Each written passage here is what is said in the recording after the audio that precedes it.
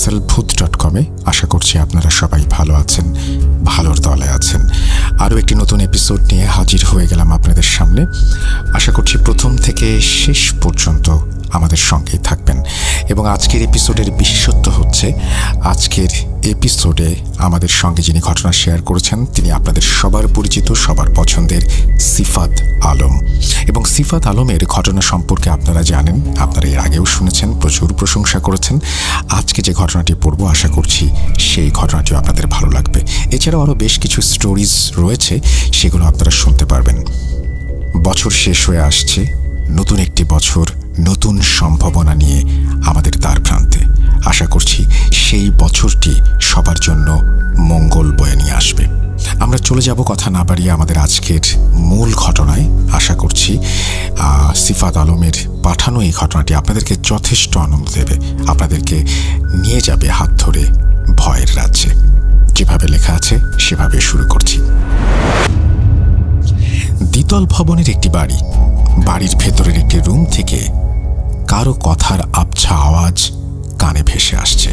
কে তুই? তোর পরিচয় প্রকাশ কর। আমি তোকে আদেশ করছি শয়তান, তুই তোর পরিচয় প্রকাশ কর।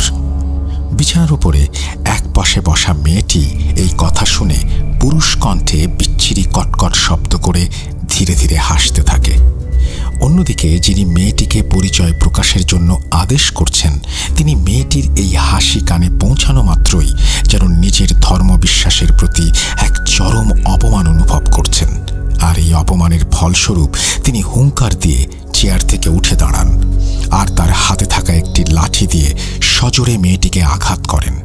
আঘাত করার সাথে সাথে মেয়েটির চেহারায় এতক্ষণ যতটা শয়তানির রেখা ফুটে উঠেছিল তার থেকেও আরো কয়েক শতগুণ ভয়ঙ্কর হয়ে গেল তার চেহারা। মেয়েটির দাঁত কালো বর্ণ ধারণ করেছে আর শরীরের বর্ণ নীল। এবার তার চেহারায় রাগের ছাপ ছিল স্পষ্ট। সজোরে দাঁতে দাঁত চেপে গড়গড় করতে করতে মেয়েটি তার হাতে থাকা লাঠি দিয়ে ওই ব্যক্তিকে উদ্দেশ্য করে ক্ষীণ আওয়াজে বলে, আমি পিটার। খিরে, চিনতে পারছিস আমাকে? তোর থেকে ভালো আমাকে আর কে চেনে? মেয়েটির মুখে এই কথা শুনে লোকটি যেন প্রচণ্ড রাগে ফেটে পড়েন। চুপ করে মেয়েটির দিকে তাকিয়ে থাকলেও তার চেহারা ছিল হিংস্র পশুর মতো এবং সেখানে ছিল রাগের ঘনঘটা। কিন্তু কেন? এই প্রশ্নের উত্তর জানার জন্য আপনাদেরকে একটু সময় অপেক্ষা করতে হবে। আসসালামু আলাইকুম রাসেল ভাই ও প্রিয় শ্রোতাবৃন্দ, কেমন আছেন আপনারা? আশা করছি পরম করুণাময় আল্লাহ পাকের রহমতে আপনারা সবাই অনেক ভালো আর সুস্থ আছেন। আমিও ভালো আছি আলহামদুলিল্লাহ। আমি সিফাত আলম আজ আবার হাজির হয়েছি চট্টগ্রাম থেকে নতুন একটি ঘটনা নিয়ে। ঘটনাটি আমি কালেক্ট করেছি সম্প্রতি বাকিংহাম ইউকে থেকে দেশে ফিরে আসা আমার ছাত্রের খালার কাছ থেকে। ঘটনাটি আমার ছাত্রের খালাতো বোনের সাথে ঘটা এমন একটি ঘটনা যা শোনার পর আমার শরীরের পশম পর্যন্ত দাঁড়িয়ে গিয়েছিল। আর বেশি দেরি না করে সরাসরি ঘটনায় যাবার আগে রাসেল ভাইয়ের কাছে ঘটনার ভেতর ভুল ত্রুটি থাকলে দয়া করে ক্ষমা সুন্দর দৃষ্টিতে দেখার অনুরোধ রাখছি। চলুন মূল ঘটনায় যাওয়া যাক। আসসালামু আলাইকুম।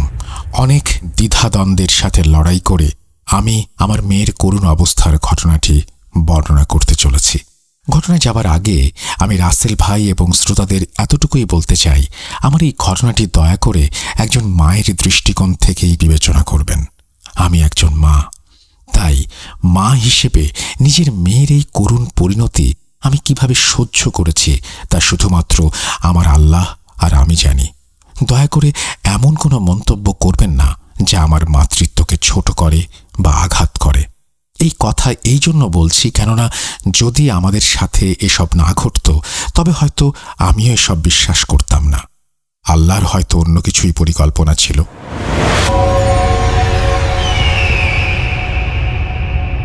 আমি রাজিয়া। আমার বিবাহিত জীবনের বয়স প্রায় 30 বছর। আমার স্বামী বিয়ের আগে থেকেই ইউকেতে চাকরি করতেন। তিনি সেখানে একটি প্রাইভেট সেক্টরে ইঞ্জিনিয়ার হিসেবে কাজ করতেন। বিয়ের পর আমিও অজানা দেশে পাড়ি জমাই আমার স্বামীর হাত ধরে। দেখতে দেখতে বিয়ের প্রায় 6 থেকে 7 বছর সময় পার হয়ে যায়। কিন্তু আমার সংসারে কোনো বাচ্চার হাসি, কান্না, দুষ্টুমি কোনো কিছুরই চিহ্ন ছিল না। বাচ্চার কোলাহল শোনার জন্য বুকটা খাঁ খাঁ করত সবসময়। বিয়ের এত বছর পরেও আমরা ছিলাম নিঃসন্তান। অনেক কান্নাকাটি করেছি আল্লাহর দরবারে, তাহাজ্জুদ, হাজত, কোনো নামাজই বাদ দেইনি। অনেক ডাক্তারও দেখিয়েছি আমরা, কিন্তু কারোরই কোনো সমস্যা ধরা পড়েনি। তাও আল্লাহ আমার কোল জোরে কোনো সন্তান আমাকে দেননি তখনও। তবুও আমি বিশ্বাস হারাইনি। আর আল্লাহ আমার সেই বিশ্বাসেরই পুরস্কার হিসেবে আমার কোল জুড়ে আমার চাঁদের টুকরো মেয়েকে আমায় দান করেন। আলহামদুলিল্লাহ। আমার মেয়ের বয়স এখন 24 বছর চলছে। আমার মেয়ের জন্মের পর সবাই ওকে দেখে একটি কথাই বলতো, আর তা হলো আমার মেয়ে এক কথায় যেন সাক্ষাৎ এক পরী। ছোট থেকেই ওর গায়ের রং ছিল ধপধপে ফর্সা। ওকে দেখে মনে হতো না ওর বাবা মা অর্থাৎ আমরা বাংলাদেশি। ওর চোখের রং ছিল নীল বর্ণের। সবাই সবসময় ওর প্রশংসা করত। আমি এবং আমার হাজব্যান্ড বরাবরই বেশ ধর্মপ্রাণ মানুষ, তাই আমরা আমাদের মেয়েকে সেভাবেই ইসলামের শিক্ষায় বড় করে তুলেছি। তার আচার ব্যবহার ছিল অত্যন্ত নম্র আর সরল। তার চেহারার নূরকে তার চারিত্রিক বৈশিষ্ট্য যেন আরও অনেকাংশে বাড়িয়ে দিত। ওর ব্যাপারে এইসব জানানোর কারণ আপনারা ঘটনা শুনলেই বুঝতে পারবেন। ওকে আমি বাসা থেকে তেমন একটা বের হতে দিতাম না। অনেক চাওয়ার পর ওকে পেয়েছিলাম জন্য সবসময় মনে কেমন একটা ভয় কাজ করত, কারো নজর যেন না লাগে। সেজন্য আমি ওকে তেমন একটা বাইরে নিয়ে যেতাম না। যেখানেই যেত ওর সাথে ওর বাবা নইলে আমি সবসময় থাকতাম। আমার মেয়ের নাম ফাতিমা। ওর বয়স 14 কি 15 বছর। একদিন ফাতিমাকে বাসায় নিয়ে আসার জন্য আমি স্কুলে যাই। দূর থেকে তাকে আমার দিকে আসতে দেখি। বেশ খুশি খুশি তার মুখ। আমার কাছে এসে সে বলে, আসসালামু আলাইকুম মা, আগামী পরশু আমাদের স্কুল থেকে শিক্ষা সফরের আয়োজন করেছে। আমাদের ক্লাসের সবাই যাচ্ছে। আমি এর আগে কখনোই শিক্ষা সফরে যাইনি, এবার যাই। ফাতিমার কথা শুনে আমি বেশ বিরক্ত হলাম, কেননা আমি তাকে একা কোথাও যেতে দিতে রাজি নই। আমি তাকে বাসায় নিয়ে গিয়ে এ ব্যাপারে কথা বললাম। আমার মেয়েটা এত ভদ্র ছিল যে আমার কথা শুনে তার চেহারায় কোনো প্রকার খারাপ লাগার ছাপও পড়েনি। তার মুখে তখনও সেই হাসি ছিল। বাসায় এসে আমি বাসার কাজে ব্যস্ত হয়ে পড়ি। দুপুরে ফাতিমার বাবা বাসায় আসেন লাঞ্চ করার জন্য। আমি ফাতিমার বাবাকে ওর শিক্ষা সফরের ব্যাপারটা জানাই। আমি এটাও জানাই যে এতে আমার সম্মতি নেই। ফাতিমার বাবা কিছুক্ষণ চুপ করে থাকেন। নীরবতা ভেঙে তিনি বলেন, দেখো রাজিয়া, ফাতিমা ছোট থেকেই আমাদের কাছে কখনো তেমন কিছু চায়নি, আর ও যথেষ্ট চাপা স্বভাবের মেয়ে। সহজে কারোর সাথে মিশতে পারে এমন একটা দেখিনি। তুমি ওর মা, হয়তো ওর ভালো ভেবে এই কথা বলেছ, কিন্তু আমি বলি কি, এবার ওকে যেতে দাও। যদিও এভাবেই মানুষের সাথে সোশ্যালাইজ না করতে শেখে, তাহলে ভবিষ্যতে ওরই সমস্যা হবে। আর শিক্ষা সফরের বন্ধুরা তো যাচ্ছেই, সাথে স্কুল টিচারও থাকবে। তুমি তো চিন্তা করছো কেন? মেয়েটাকে কিছু ব্যাপার উপভোগ করতে দাও। ফাতিমার বাবার কথা শোনার পর আমি ব্যাপারটা নিয়ে বেশ চিন্তায় পড়ে যাই। আমি অনেক ভাবি, কিন্তু তবুও কেন জানি না রাজি হতে পারছিলাম না। পরদিন স্কুল বন্ধ ছিল। সেদিন দুপুর প্রায় 12টা নাগাদ ফাতিমার 2 বান্ধবী আসে আমার বাসায়। তারা যখন জানতে পারে আমি ফাতিমাকে যেতে দিচ্ছি না, তখন তারা আমার কাছে এসে আমাকে জিজ্ঞেস করে আমি কেন কখনোই ফাতিমাকে কোথাও যেতে দেই না। আর এটা একেবারেই ঠিক না। বন্ধুদের সাথে আনন্দ করার বয়সই তো এটা। তাদের কথা শুনে আমি আমার ভাবনাকে দ্বিতীয়বার সুযোগ দেই। সেদিন বিকেলে ওর স্কুল থেকে আমাকে ফোন করা হয়। ওর স্কুল টিচারও বারবার অনুরোধ করছিলেন যেন আমি ওকে শিক্ষা সফরে যেতে দেই, এতে ওর উপকারই হবে। আমিও ভেবে দেখলাম ওকে এবার যেতে দেয়াই উচিত। ধীরে ধীরে সে তো বড় হচ্ছে, এখন তাকে এভাবে আটকে রাখা ঠিক হবে না ভেবে আমি রাজি হই। আর সেদিন সন্ধ্যায় আমি ফাতিমার রুমে গিয়ে ওকে যাওয়ার অনুমতি দেই। ও আমাকে জিজ্ঞাসা করে আমি মন থেকে অনুমতি দিচ্ছি কিনা, অন্যথায় সে নাকি যাবে না। আমি তাকে আশ্বস্ত করি আর তার যাবার যাবতীয় ব্যবস্থা করতে শুরু করি। 4 দিনের শিক্ষা সফর ছিল সেটা। কোনো এক এলাকায় বন জঙ্গলের আশেপাশে, সেখানে বিভিন্ন প্রকার গাছ নিয়ে পড়ালেখা করার জন্য তাদের নিয়ে যাওয়া হচ্ছে। আমি হাসি মুখে তাকে বিদায় দেই। এই 4 দিন ফাতিমার সাথে আমার কোনো যোগাযোগ হয়নি, যদিও স্কুল টিচারের সাথে ফোনে কথা হয়েছে বেশ কয়েকবার। ও ঠিক আছে শুনে আমি আশ্বস্ত হয়ে ফোন রেখে দেই। দেখতে দেখতে 4 দিন অতিবাহিত হয়। নির্দিষ্ট সময়ে আমি ফাতিমাকে স্কুল থেকে আনার জন্য ওর স্কুলে পৌঁছে যাই। আমাকে দেখে ফাতিমা আমার কাছে আসে। ওকে বেশ অন্যরকম দেখাচ্ছে আজ। যে মেয়েকে আমি হিজাব পরা ছাড়া কখনো বাইরে যাওয়া শেখায়নি, তার মাথায় আজ হিজাবটাই নেই। আমি কিছুটা অবাক হই। গাড়িতে উঠে ওকে প্রশ্ন করি ও ঠিক আছে কিনা। আমার প্রশ্নের উত্তরেও বলে ঠিক আছে। তখন আমি তাকে পাল্টা প্রশ্ন করি, তুমি কি কিছু ভুলে যাচ্ছ? আমার প্রশ্ন শুনে সে আমার দিকে কিছুক্ষণ তাকায়। আমি তাকে বলি, আমরা ছোট থেকেই তাকে কারোর সাথে দেখা হলে সালাম দেয়া আর সবসময় হিজাব পরা শিখিয়েছি। আজ পর্যন্ত কখনোই এমন হয়নি যে সে আমাদের কাউকে দেখে সালাম দেয়নি আর হিজাব পরেনি। আমার কথা শুনে সে বেশ উত্তেজিত হয়ে বলে, এত সালাম দিতে হবে কেন? বাকিরা যে সালাম দেয় না তাতে তো কোনো সমস্যা হয় না। সব সমস্যা শুধু আমাদের বেড়াতেই। আর আমার বান্ধবীরা কেউ হিজাব পরে না, তাহলে আমাকেই পড়তে হবে কেন? আমাকে কি তোমাদের পছন্দ না? না হলে বলে দাও, আমি অন্য কোথাও চলে যাই। তবুও আমার কাছ থেকে প্রতিবার দেখা হলে সালাম দেব এই আশা করবে না। ওর কথা শুনে আমি রীতিমতো হতবাক। যেই মেয়ে কখনো আমার সাথে সামান্য তর্ক কিংবা উঁচু গলায় কথা পর্যন্ত বলেনি, আজ তার মুখে এসব কি শুনছি আমি। এসব ভেবে আমি থ হয়ে যাই। বাসায় ফিরে ও নিজের রুমে চলে যায়। সারা রাত ঘুমিয়েছে সেদিনও। পরের দিন স্কুলে যাবার জন্য আমি ওকে ডাকতে গেলে আমার সাথে সে চরম বাজে ব্যবহার করে, অকথ্য ভাষায় গালাগাল করতে শুরু করে। এসব শুনে ওর বাবাও বেশ অবাক। এটা কোনোভাবেই আমি বা ওর বাবা কেউ আশা করিনি। আমাকে গালি দিয়ে গলা ছেড়ে হাসতে শুরু করে সে। 4 দিন বাইরে থাকায় এত পরিবর্তন কিভাবে হয় তা আমার মাথায় ধরছিল না। এমন মনে হচ্ছিল যেন এ আমার মেয়েই নয়, আমার মেয়ের মতো দেখতে অন্য কেউ। কথায় কথায় বেয়াদবি, উল্টো জবাব দেয়া, কোনো কিছু যেন বাকি ছিল না ওর। খেতে বসলে পাগলের মতো খাবার খেত, পা টেবিলে উঠিয়ে বসতো, অনেক সময় টেবিলে উঠে খাবার খেত। কিছু বলতে গেলে সে বলতো এমনই, তাকে পছন্দ না হলে যেন বলে দেই, সে বাড়ি থেকে চলে যাবে। তার এই পরিবর্তন দেখে আমি তার স্কুলে যাবার সিদ্ধান্ত নেই, কেননা শিক্ষা সফর থেকে ফেরার পর থেকেই আমার মেয়েটার এই অবস্থা। স্কুলে গিয়ে আমি টিচারকে অনেক কথা শোনাই আর কিছু হয়েছে কিনা এই ব্যাপারে জানতে চাই। টিচার আমাকে বলেন সেখানে নাকি তেমন কিছুই হয়নি। সেখানে গিয়ে ফাতিমা সবার সাথেই খুব ভালোভাবে মিশতে শুরু করে। এখানে তারা কোনো খারাপ কিছুই দেখেননি, কেননা এই বয়সে সবার সাথে এভাবে মিশতে পারাটা ওর জন্য এতটা সহজ হবে তা তারা ভাবেননি।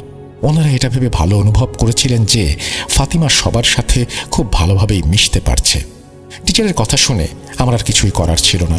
আমি বাড়ি ফিরে আসি। এভাবে সময় কেটে যাচ্ছিল আর ধীরে ধীরে ফাতিমার আচরণ আরও খারাপের দিকে অগ্রসর হচ্ছিল। যখন তখন আমাকে গালি দিয়ে বসে। যে মেয়ে আমার সাথেই 5 ওয়াক্তের নামাজ আদায় করত, কোরআন তেলাওয়াত করত, সে এখন সামান্য অজু পর্যন্ত করতে চায় না। বাসায় ফেরার পর থেকে 1 ওয়াক্তের নামাজও সে পড়ে না। আমি নামাজ নিয়ে কিছু বলতে গেলে আমাকে জবাব দিত তার হিসাব সে দেবে, আমাকে চিন্তা করতে হবে না। খুব যন্ত্রণায় আমার দিনগুলো কাটছিল।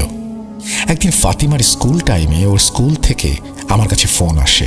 আমাকে স্কুলে ডাকা হয়। আমি ঘড়ি দেখে মনে মনে ভাবি স্কুল ছুটি হতে এখনো ঢের দেরি, তাহলে এখন আমাকে কেন যেতে বলা হলো?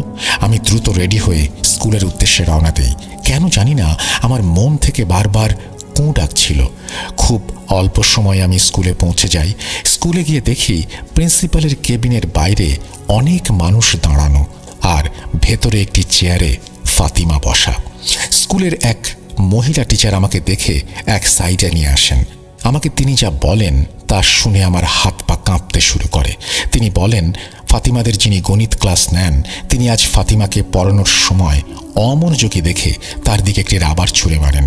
ফাতিমা ধীরে ধীরে হাসতে হাসতে টিচারের কাছে আসে আর তার হাত ধরেই কনুই বরাবর উল্টো দিকে সজোরে ঘুরিয়ে দেয়, যার ফলে টিচারের হাত ভেঙে কনুই থেকে বিচ্ছিন্ন হয়ে চামড়ার ভেতরেই ঝুলে থাকে।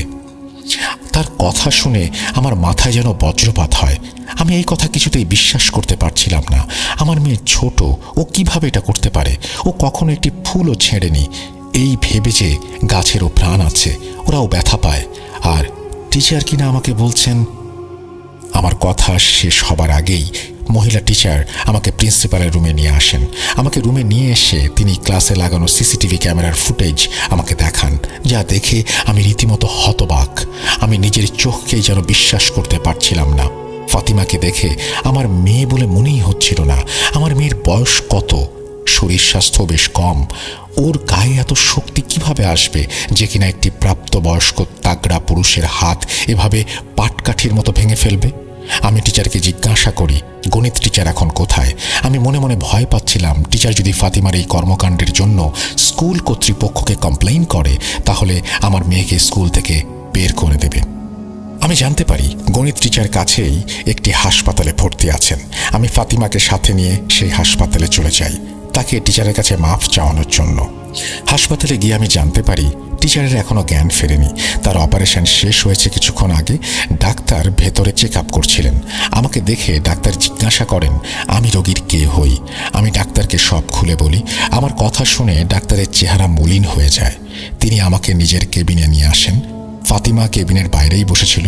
আমার দিকে সন্দেহের দৃষ্টি দিয়ে ডাক্তার বলেন, আপনি কি সত্যি কথা বলছেন? আমার মনে হচ্ছে না, কারণ যেভাবে তার হাড় ভাঙা হয়েছে তার জন্য যে বলের প্রয়োজন তা একজন প্রাপ্তবয়স্ক পুরুষও প্রয়োগ করার সামর্থ্য রাখে না। সাধারণত কোনো দুর্ঘটনা থেকে এমন হতে পারে। আপনি নিজের মেয়ের দিকে তাকিয়ে দেখেছেন? ওর উপরে এই মিথ্যা অভিযোগ কিভাবে চাপাচ্ছেন আপনি?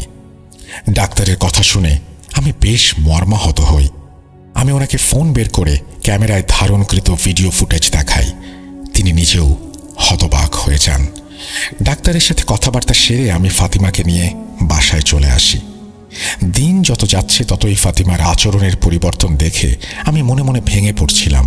এত শান্ত মেয়ে আমার কিভাবে এমন হয়ে গেল তা কিছুতেই আমার মাথায় আসছিল না। আমি ফাতিমার বান্ধবীদের সাথে দেখা করব বলে ঠিক করি। আমার মন বলছিল ওদের সাথে দেখা হলে নিশ্চয়ই কিছু জানতে পারবো। আমি আমার পরিকল্পনা মতো তাদের সাথে দেখা করি। আসলেই শিক্ষা সফরে ফাতিমার সাথে কিছু হয়েছিল কিনা জিজ্ঞাসা করি।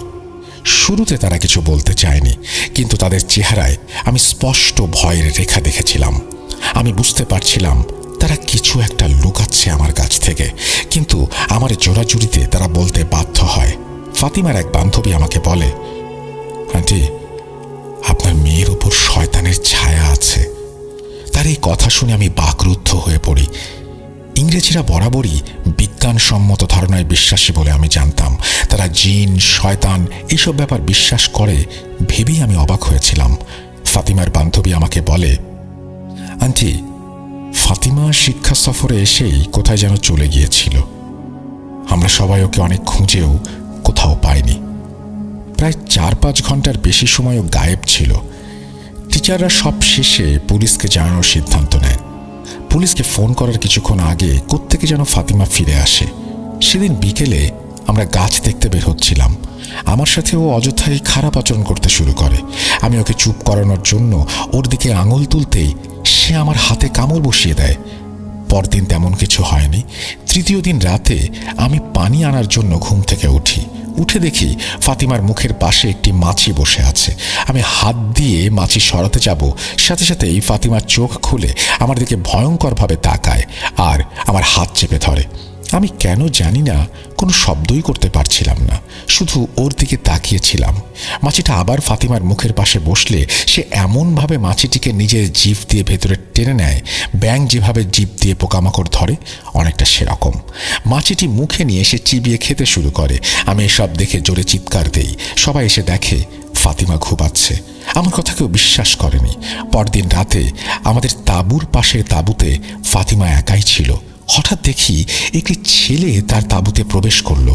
আমি অবাক হলাম, কেননা আমাদের এখানে কোনো ছেলেই আসেনি। তাহলে ফাতিমার তাঁবুতে কে যাচ্ছে তা দেখার জন্য আমি ধীরে ধীরে ওর তাঁবুর কাছে যাই আর সামান্য ফাঁকা করে ভেতরে দেখি সেখানে ফাতিমা ছাড়া আর কেউ ছিল না। ফাতিমার সামনের দিকেই তাকিয়েছিল। হঠাৎ সে আমার দিকে ঘুরে তাকায়। আমি সেখানে আছি এটা কোনোভাবেই তার বোঝার কথা না। আমার দিকে তাকিয়ে আমাকে অকথ্য ভাষায় গালাগালি দিয়ে সেখান থেকে চলে যেতে বলে। আমি প্রচণ্ড ভয় পাই, তার আচরণ দেখে না, তার কণ্ঠ শুনে। তার কথাগুলো তার কণ্ঠ থেকে বের হচ্ছিল ঠিকই, কিন্তু তার আওয়াজ ছিল একেবারে কোনো পুরুষের আওয়াজের মতো। আমাকে সে যা বলছে সব ছিল পুরুষের কণ্ঠের আওয়াজ। আমি টিচারকে সব জানানোর কথা ভাবছিলাম, কিন্তু ফাতিমা সেদিন রাতেই আমাকে হুমকি দেয় আর কাউকে কোনো কিছু জানানো যাবে না, বারণ করে আমাকে, অন্যথায় খারাপ কিছু আমার সাথে ঘটবে। তাই আমি কাউকে জানাইনি আন্টি। ফাতিমার বান্ধবীর এই কথা শুনে আমার মাথায় যেন আকাশ ভেঙে পড়ে। আমি কি করব কিছুই বুঝতে পারছিলাম না। আমি ফাতিমার বাবাকে সব জানাই। আমরা ফাতিমাকে অনেক ডাক্তার দেখাই, কিন্তু ফাতিমা ডাক্তারদের সাথে এমন কিছু আচরণ করে যা দেখে ডাক্তাররা তার চিকিৎসা পর্যন্ত করতে ভয় পেতে শুরু করে। সে ডাক্তারদের 14 পুরুষের নাম বলা থেকে শুরু করে তাদের জীবনের খারাপ কাজের তালিকা দেয়, গালি দেয়া, বিকৃত ভাষায় কথা বলা, তাদের হুমকি দেয়া থেকে শুরু করে এমন কিছু নেই যে সে বাদ রেখেছিল। ডাক্তাররা আমাকে পরামর্শ দেন ফাতিমাকে কোনো মানসিক হাসপাতালে নিয়ে যাওয়ার জন্য, কিন্তু আমার মন বলছিল আমার মেয়ে পাগল নয়, নিশ্চয়ই কোনো শয়তানের ছায়া আছে ওর ওপরে। আমি ফাতিমার বাবাকে ওর বান্ধবীর কাছ থেকে যা যা শুনেছি সব জানাই। ফাতিমার বাবা ভালো কোনো হুজুরের সাথে পরামর্শ করার সিদ্ধান্ত নেন, কিন্তু ইউকেতে আমরা তেমন ভালো কোনো আলেম ওলামা খুঁজে পাচ্ছিলাম না। এখানে আমাদের পরিবারের আরও কেউ ছিল না যার সাথে আমরা এইসব ব্যাপার শেয়ার করতে পারি। ফাতিমার বাবা প্রতিদিন সকালে হাঁটতে বের হতেন। সেই সুবাদে তার সাথে এক ব্যক্তির বন্ধুত্ব হয়। সেই ব্যক্তির নাম ছিল হেনরি। হেনরি ছিল বাকিংহামের একটি চার্চের পাদ্রী। তার সাথে ফাতিমার বাবা সব শেয়ার করেন আর তাকে সাহায্য করার জন্য অনুরোধ করেন। যেহেতু আমরা কোনো হুজুর পাচ্ছিলাম না, তাই আমাদের কাছে আর দ্বিতীয় কোনো উপায়ও ছিল না। হেনরি ফাতিমার বাবাকে বলেন তিনি সাহায্য করতে চান, তবে তাকে আগে নিশ্চিত হতে হবে এখানে আসলেই এমন কোনো সমস্যা আছে কিনা যার জন্য এখানে চার্চের হস্তক্ষেপ প্রয়োজন। তিনি সন্ধ্যায় আমাদের বাসায় আসার জন্য অনুমতি চান। ফাতিমার বাবা হেনরির কথায় রাজি হন, কিন্তু এই ব্যাপারে কোনো কিছুই আমার জানা ছিল না। ফাতিমার বাবা আমাকে কিছুই জানাননি। সেদিন দুপুরে আমরা টেবিলে বসে খাওয়া দাওয়া করছিলাম। হঠাৎ ফাতিমা তার বাবাকে উদ্দেশ্য করে বলে, ওই পুরো লোকটাকে কেন ডেকেছ? কি করবে এসেও? ওর কথা শুনে আমি চমকে যাই। ফাতিমার বাবার হাতে থাকা চামচ মাটিতে পড়ে যায়। ফাতিমার বাবা ওকে বলেন, তিনি তো কাউকে বাসায় ডাকেননি, আর ফাতিমা কার কথা বলছে সেটাও তিনি বুঝতে পারছেন না। বাবার কথা শুনে ফাতিমা বলে, এত নাটক করার কি আছে? কাকে ডেকেছ তুমি ভালো করেই জানো। ওই যে বুড়ো পাদ্রী, কি যেন নাম? হেনরি। হেনরি, ওকেই তো ডেকেছ। আচ্ছা ঠিক আছে, আসুক, ওকেও দেখে নেব। আর হ্যাঁ শোনো, সুযোগ পেলে ওকে বলে দিও যেন আরো 4-5 জন লোক সাথে নিয়ে আসে। ও তো নিজে এখান থেকে যেতে পারবে না। তাই আর কি। ফাতিমা তার বাবার সাথে অনেক বেশি বেয়াদবি করে কথা বলছিল। আমাদের দুজনের এসব দেখার শোনা ছাড়া আর কোনো কিছুই করার ছিল না। ওর চেহারায় আমরা শয়তানের উপস্থিতি ভালোভাবেই টের পাচ্ছিলাম। সত্যি কথা বলতে ফাতিমার আচরণ দিন দিন এত বেশি ভয়াবহ হয়ে উঠেছিল যে রীতিমতো ওকে আমরা ভয় পেতাম। আর সেদিনের খাবারের টেবিলে বলা ওর কথা শোনার পর আমরা আরও ভয় বেশি পাই। আমাদের ভয়ের পরিমাণ বেড়ে যায় সেদিনের পর থেকে, কেননা সেদিনই প্রথম আমি ওকে কোনো পুরুষ কণ্ঠে কথাগুলো বলতে শুনি। নিজের কানকেই যেন বিশ্বাস করতে পারছিলাম না। আমি ওর বাবার দিকে তাকিয়ে চোখের পানি ফেলছিলাম। আমাকে দেখে ফাতিমা কটকট শব্দে হাসি দিয়ে টেবিল থেকে উঠে হেলতে দুলতে নিজের রুমে চলে যায়। ফাতিমার বাবা আমাকে শান্ত করেন। তিনি বলেন ফাতিমার ওপর শয়তানের ছায়া আছে তা পরিষ্কার, আর শয়তানের কাজ মানুষকে ভয় দেখানো, কারণ ভয় দেখিয়েই সে তাদের ভুল পথে নিয়ে যায় এবং ভুল পথে চালনা করা সহজ হয় তার জন্য। তিনি আমাকে শক্ত হতে বলেন। তিনি বলেন সন্ধ্যায় পাদ্রী সাহেব আসবেন, তিনি ফাতিমাকে দেখবেন, ইনশাল্লাহ কোনো না কোনো রাস্তা ঠিকই দেখবেন। সেদিন বিকেলে আমি আমার মাকে ফোন করি। আমার মা বাংলাদেশেই থাকতেন। তাকে আমি সব সমস্যার কথা আগেই জানিয়েছিলাম। তিনি আমাকে বলেছিলেন সদকা করতে আর কোরআন খতম পড়তে। আমি সবই করেছি। সবশেষে আমি মাকে জানাই বাসায় আমরা এক পাদ্রীকে ডেকেছি, কেননা আমরা কোনো হুজুর খুঁজে পাইনি। আমার মা আমার কথাগুলো শুনে আমার উপর রাগ দেখাতে শুরু করলেন। তিনি বললেন, হুজুর পাসনি জন্য পাদ্রীর সাহায্য নিবি তাতে আমি বারণ করছি না, কিন্তু তুই তো মুসলিম, তুই নিজে একবার চেষ্টা করে দেখতে পারলি না? 4 কুল আর আয়াতুল কুরসি পড়ে মেয়ের গায়ে ফুঁ দিয়ে দেখেছিস? একবার চেষ্টা করে দেখ। তুই মুসলমান, তোর কাছে কোরআন আছে, সেগুলো কাজে না লাগিয়ে আগেই অন্য লোকের কাছে কেন যাচ্ছিস? মায়ের কথা শুনে আমি বেশ লজ্জাবোধ করছিলাম। ঠিকই তো বলেছেন মা, আসলেই তো আমি এসব চেষ্টা করার কথা একবারও ভাবিনি কেন। মনে মনে নিজেকে বেশ অপরাধী মনে হচ্ছিল। আমি মায়ের বলা কথা আমলে নিলাম আর অজু করে আসরের নামাজ পড়ে কুরআন পড়লাম।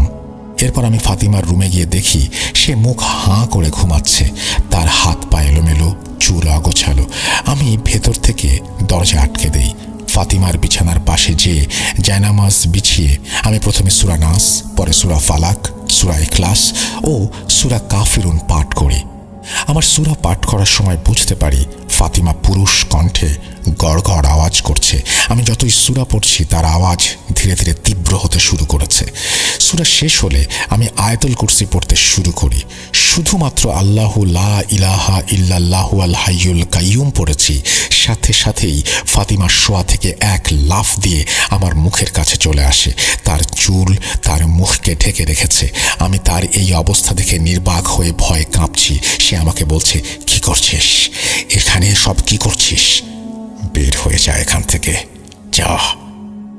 আমি বুঝতে পারছিলাম আমার সূরা পড়ার জন্য ফাতিমার সাথে থাকা শয়তানের সমস্যা হচ্ছে। আমি যত বেশি সূরা পড়ব আর ফুঁ দেব তত জলদি সে আমার মেয়েকে ছেড়ে দেবে। তাই ওর কথা উপেক্ষা করে আবার আয়াতুল কুরসি পড়তে শুরু করি। এবার ও প্রচণ্ড রাগ নিয়ে আমাকে পুরুষ কণ্ঠে বলে ওঠে, তোর কোনো ধারণা আছে আমি কি করতে পারি? মরার শখ না হয়ে থাকলে এখান থেকে এই মুহূর্তে চলে যা। আমি ওর কথায় কর্ণপাত করিনি। হঠাৎ ওর টেবিলে থাকা কাঁচের গ্লাস আমার নাককে সামান্য স্পর্শ করে দেয়ালে লেগে ভেঙে যায়। আমি চমকে উঠি। আমাকে ভয় পেতে দেখে ফাতিমা পুরুষ কণ্ঠে হাসতে থাকে আর ধুম করে শব্দ করে দরজা আপনা আপনি খুলে যায়। আমার ফাতিমার রুম থেকে বের হয়ে আসা ছাড়া আর কোনো উপায় ছিল না তখন, কারণ আমি অনেক বেশি ভয় পেয়ে গিয়েছিলাম। আমি বুঝতে পেরেছিলাম এই শয়তান অনেক বেশি শক্তিশালী, এর মোকাবেলা করা আমার একার পক্ষে সম্ভব না। আমি সন্ধ্যায় ফাতিমার বাবা এলে তাকে সব বলি। আমার কথা শুনে তিনি আমাকে বকতে শুরু করেন। তিনি বলেন, আমার এভাবে একা কাজ করতে যাওয়াটা মোটেও উচিত হয়নি। এতে আমার বড় ধরনের ক্ষতি হতে পারে, মৃত্যু পর্যন্ত হতে পারে। ফাতিমার বাবার কথা শুনে আমি কান্নায় ভেঙে পড়ি আর ভাবতে শুরু করি আমার একমাত্র মেয়ের সাথে কেন এমন হচ্ছে, কোন কুক্ষণে আমি ওকে বাইরে যাবার অনুমতি দিয়েছিলাম। এসব ভেবে আমার কান্না যেন বেড়েই চলছিল। ফাতিমার বাবা আমাকে যথাসম্ভব সান্ত্বনা দেন। তিনি বলেন, পাত্রী সাহেব আসলে কিছু একটা সমাধান বের হয়ে আসবে ইনশাল্লাহ। সন্ধ্যা থেকে রাত পর্যন্ত আমি আর ফাতিমার বাবা খাবার টেবিলে বসেই কাটিয়ে দেই আর বারবার ঘড়ির দিকে তাকাতে থাকি পাদ্রী সাহেবের অপেক্ষায়। পাদ্রী সাহেব রাত প্রায় 9:30 দিকে আমাদের বাসায় আসেন। বাসায় আসার পর আমি আর ফাতিমার বাবা তাকে ফাতিমার রুমে নিয়ে যাই। ফাতিমার রুমে যাবার সাথে সাথেই ফাতিমা পুরুষ কণ্ঠে বলে, কি রে পুরো, এসেছিস? কেন মরার জন্য এখানে এসেছিস বলতো? এই বয়সে সব মানায়? এখনো সময় আছে, চলে যায় এখান থেকে। ফাতিমার কথা শুনে পাদ্রী বলেন, কে তুই? এই মেয়েকে কেন তো জ্বালাতন করছিস? বল, তোর পরিচয় প্রকাশ কর। আমি তোকে আদেশ করছি, শয়তান, তুই তোর পরিচয় প্রকাশ কর। এসব কথা শুনে ফাতিমা হাসতে হাসতে বলে, আমি পিটার। কিরে, চিনতে পারছিস আমাকে? তোর থেকে ভালো আমাকে কে চেনে? পাদ্রী এই নাম শুনে ব্যাপক রাগান্বিত হয়। তিনি বলেন তার সাথে নাটক না করতে, কারণ পিটার তারই বাবার নাম। পাদ্রীর কথা শুনে ফাতিমা অট্টহাসি হাসতে হাসতে বলে, তাহলে মনে কর আমি তোর বাবা। এই কথা শুনে পাদ্রী প্রচণ্ড রেগে যান। রুমে আসার সময় তার হাতে কিছু একটা জিনিস এনেছিলেন। ছোট একটা বোতলে ছিল, সেটা হতে পারে হলি ওয়াটার। তিনি সেই বোতলের মুখ খুলে ফাতিমার দিকে ছুঁড়ে মারতে যাবেন, এমন সময় হুট করে বিদ্যুৎ চলে যায়। চারপাশ ঘুটঘুটে অন্ধকারে ডুবে যায়। 10 থেকে 12 সেকেন্ড পর বিদ্যুৎ আসে। ফাতিমা পাদ্রীর দিকে তাকিয়ে হাসছে। পাদ্রী তার দিকে পানি ছুঁড়ে মারতে গিয়ে দেখেন তার হাতে কোনো বোতল নেই। সাথে সাথে তিনি তার হাতে থাকা বাইবেলের কিছু পৃষ্ঠা খুলে পড়তে শুরু করেন। পাদ্রী যতবারই বাইবেল পড়ছেন, ফাতিমা ততই পুরুষের কণ্ঠে জোরে জোরে হাসতে শুরু করে। এমনটাই চলে বেশ কিছুটা সময়। হঠাৎ ফাতিমা বলে, হে যে বুড়ো, চুপ কর, তোর সময় শেষ, এবার আমার সময় শুরু। ফাতিমার কথা শেষ হতে না হতেই আবার বিদ্যুৎ চলে যায়। রুমে কোনো প্রকার টু শব্দ নেই। কয়েক মুহূর্ত পর বিদ্যুৎ এলে আমরা দেখি পাদ্রী অজ্ঞান হয়ে ফাতিমার বিছানায় আছড়ে পড়ে আছেন, আর ফাতিমা আমাদের দুজনের দিকে রক্তচক্ষু নিয়ে তাকিয়ে আছে। তার চাহনি দেখে ভয়ে আমরা পিছিয়ে যাই। হঠাৎ দেয়ালে পিঠ ঠেকে আমাদের, যা দেখে ফাতিমা মুচকি হাসে আর সেই রুম থেকে চলে যায়। ফাতিমার বাবা হাসপাতালে ফোন করে অ্যাম্বুলেন্স ডাকেন আর চার্চেও ফোন করেন। ততক্ষণে আমাদের মনে জমা ভয়ের বাদল থেকে বজ্রপাত শুরু হয়েছে। পাদ্রী এখানে চার্চের কোনো অফিসিয়াল কাজে আসেননি। তার কিছু হয়ে গেলে সেই দোষ ফাতিমার ঘাড়ে এসে পড়বে। কি করব কিছুই বুঝে উঠতে পারছিলাম না। প্রিয় লিসেনার্স, আমি আপনাদের কাছে আন্তরিকভাবে দুঃখিত। আজ আমি ঘটনাটি সম্পূর্ণ করতে পারছি না। ব্যক্তিগত আর পেশাগত কাজের চাপে সম্পূর্ণ ঘটনা লেখা আমার পক্ষে সম্ভব হয়ে ওঠেনি। আমি সাধারণত ঘটনা পার্ট করে কম পাঠাই। আমি কথা দিচ্ছি, এই ঘটনার দ্বিতীয় পার্টের জন্য আপনাদের খুব বেশি দিন অপেক্ষা করতে হবে না। আশা করছি খুব জলদি আপনাদের কাছে ঘটনার দ্বিতীয় পর্ব নিয়ে হাজির হব। ততদিন সবাই ভালো থাকুন, সুস্থ থাকুন আর ভূত.com-এর সাথেই থাকুন। আপনাদের সবার কাছে পুনরায় ক্ষমা চেয়ে আজকের মতো বিদায় নিচ্ছি। আল্লাহ হাফেজ। এই বলে সিফাত তার ঘটনা শেষ করেছেন। মানে শেষ করেননি, ঘটনাটি আসলে চলমান রয়েছে। আশা করছি সেকেন্ড পার্ট খুব দ্রুত চলে আসবে, আপনারাও শুনতে পারবেন। আমিও অপেক্ষায় আছি, কারণ এত টান টান উত্তেজনাপূর্ণ একটি ঘটনা এর দ্বিতীয় পর্ব না শোনা পর্যন্ত আসলেই ভালো লাগবে না। তো আমরা অপেক্ষা করব এবং সিফাতকে আমি অনুরোধ করব, সিফাত যত দ্রুত সম্ভব এই ঘটনাটি আমাদের সাথে শেয়ার করুন। আমরা চলে যাব আমাদের পরবর্তী ঘটনায়।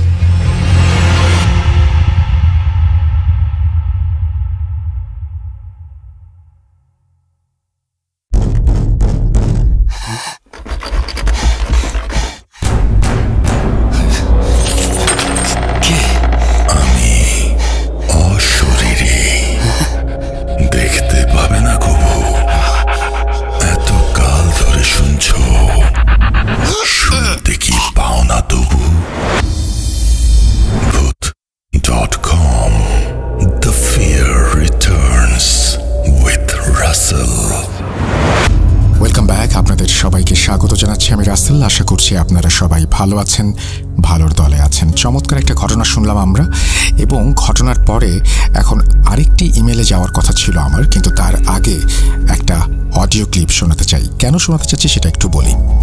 অনেকদিন থেকে আমি ভালো একটা অডিও ক্লিপ খুঁজছিলাম আপনাদের জন্য, এবং মাঝে মাঝে পেয়েও যাচ্ছিলাম। বিভিন্ন জায়গা থেকে আমাকে অনেকেই হেল্প করেছেন অডিও ক্লিপ পাঠানোর মাধ্যমে। আমি বেশ পুরনো একটা অডিও ক্লিপ আজকে পেয়েছি, হঠাৎ করেই সিলেক্ট করলাম এটা। এবং এই অডিও ক্লিপটি যিনি পাঠিয়েছেন তার নাম হচ্ছে জেন প্রমি হচ্ছে পুরো নাম, এবং তিনি থাকেন হচ্ছে নিউ ইয়র্কে, এবং নিউ ইয়র্ক থেকেই তিনি আমাদেরকে এই ঘটনাটি পাঠিয়েছেন। চমৎকার একটি ঘটনা। আশা করছি যে এই ঘটনাটি ভালো লাগবে। এবং আমি সবসময় যেটা বলি সেটা হচ্ছে যে যখন কেউ ঘটনা বলেন অডিও ক্লিপের মাধ্যমে, তখন সেই ঘটনাটি তার যেন আরও অনেক বেশি নিজের হয়ে ওঠে, আর সেই জায়গাটাই আমার সবচেয়ে ভালো লাগার জায়গা। যাই হোক, আমার মনে হয় যে আমার মতন আপনাদেরও সবার ভালো লাগবে আমাদের আজকের এই অডিও ক্লিপটি। যদি এতটুকু আনন্দ দিতে পারে এই অডিও ক্লিপটি, তাহলে আমি নিজেকে ধন্য মনে করব। চলুন কথা না বাড়িয়ে সরাসরি চলে যাই আমাদের আজকের প্রথম অডিও ক্লিপটিতে।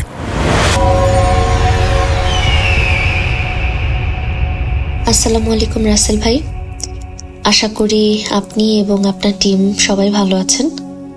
আমি আপস্টেট নিউ ইয়র্ক থেকে বলছি, কিন্তু প্রাইভেসির কারণে আমার নাম এবং এক্সাক্ট লোকেশন রেকর্ডিংয়ে দিচ্ছি না, কিন্তু ইমেইলে আমার নাম, ফেসবুক আইডি সব দেয়া আছে। আমার আজকের স্টোরিটা যদি আপনাদের কাছে ভালো লাগে তাহলে অবশ্যই আমাকে জানাবেন। আমার আজকের যে ঘটনাটা বলবো এটা আমার নিজের সাথেই ঘটে যাওয়া 2018-তে আই বিলিভ, এবং এটা আসলে স্বপ্ন ছিল না বাস্তবে কিছু ছিল আমি জানি না, কিন্তু এই প্রথম আমি এরকম অ্যাবনর্মাল কিছু এক্সপিরিয়েন্স করেছি, যার কারণে শেয়ার করলাম। ঘটনাটা ছিল 2018-তে একটা উইন্টারের টাইমে। তখন আমি একটা বেসমেন্ট ভাড়া নিয়েছিলাম, আমার হাজব্যান্ড এবং আমি। তো আমার হাজব্যান্ড এয়ারপোর্টে জব করত। ও সকাল 4:30টার মধ্যে বের হয়ে যেত, আর আমি জব করতাম একটা অ্যাডমিনিস্ট্রেটিভ কোর্টে, তো এটা অফিসিয়াল আওয়ার যেটা 8 to 4 এরকম থাকতো। তো আমি 7টার দিকে বাসা থেকে বের হতাম। আমি বরাবরই আসলে খুবই ভীতু প্রকৃতির একটা মেয়ে। ও চলে যাওয়ার পরে সমস্ত রুমের লাইট জ্বালিয়ে দিতাম, মানে একদম বাথরুম থেকে শুরু করে কিচেন থেকে শুরু করে সব লাইট আমি জ্বালিয়ে তারপরে একটু ন্যাপ নিতাম। আবার মাঝে মাঝে যদি ঘুম না আসতো তাহলে একটু স্ক্রোলিং, ফেসবুক এগুলো করতাম, অ্যান্ড দেন উঠে রেডি হয়ে চলে যেতাম। এটাই আমার রেগুলার একটা রুটিন ছিল।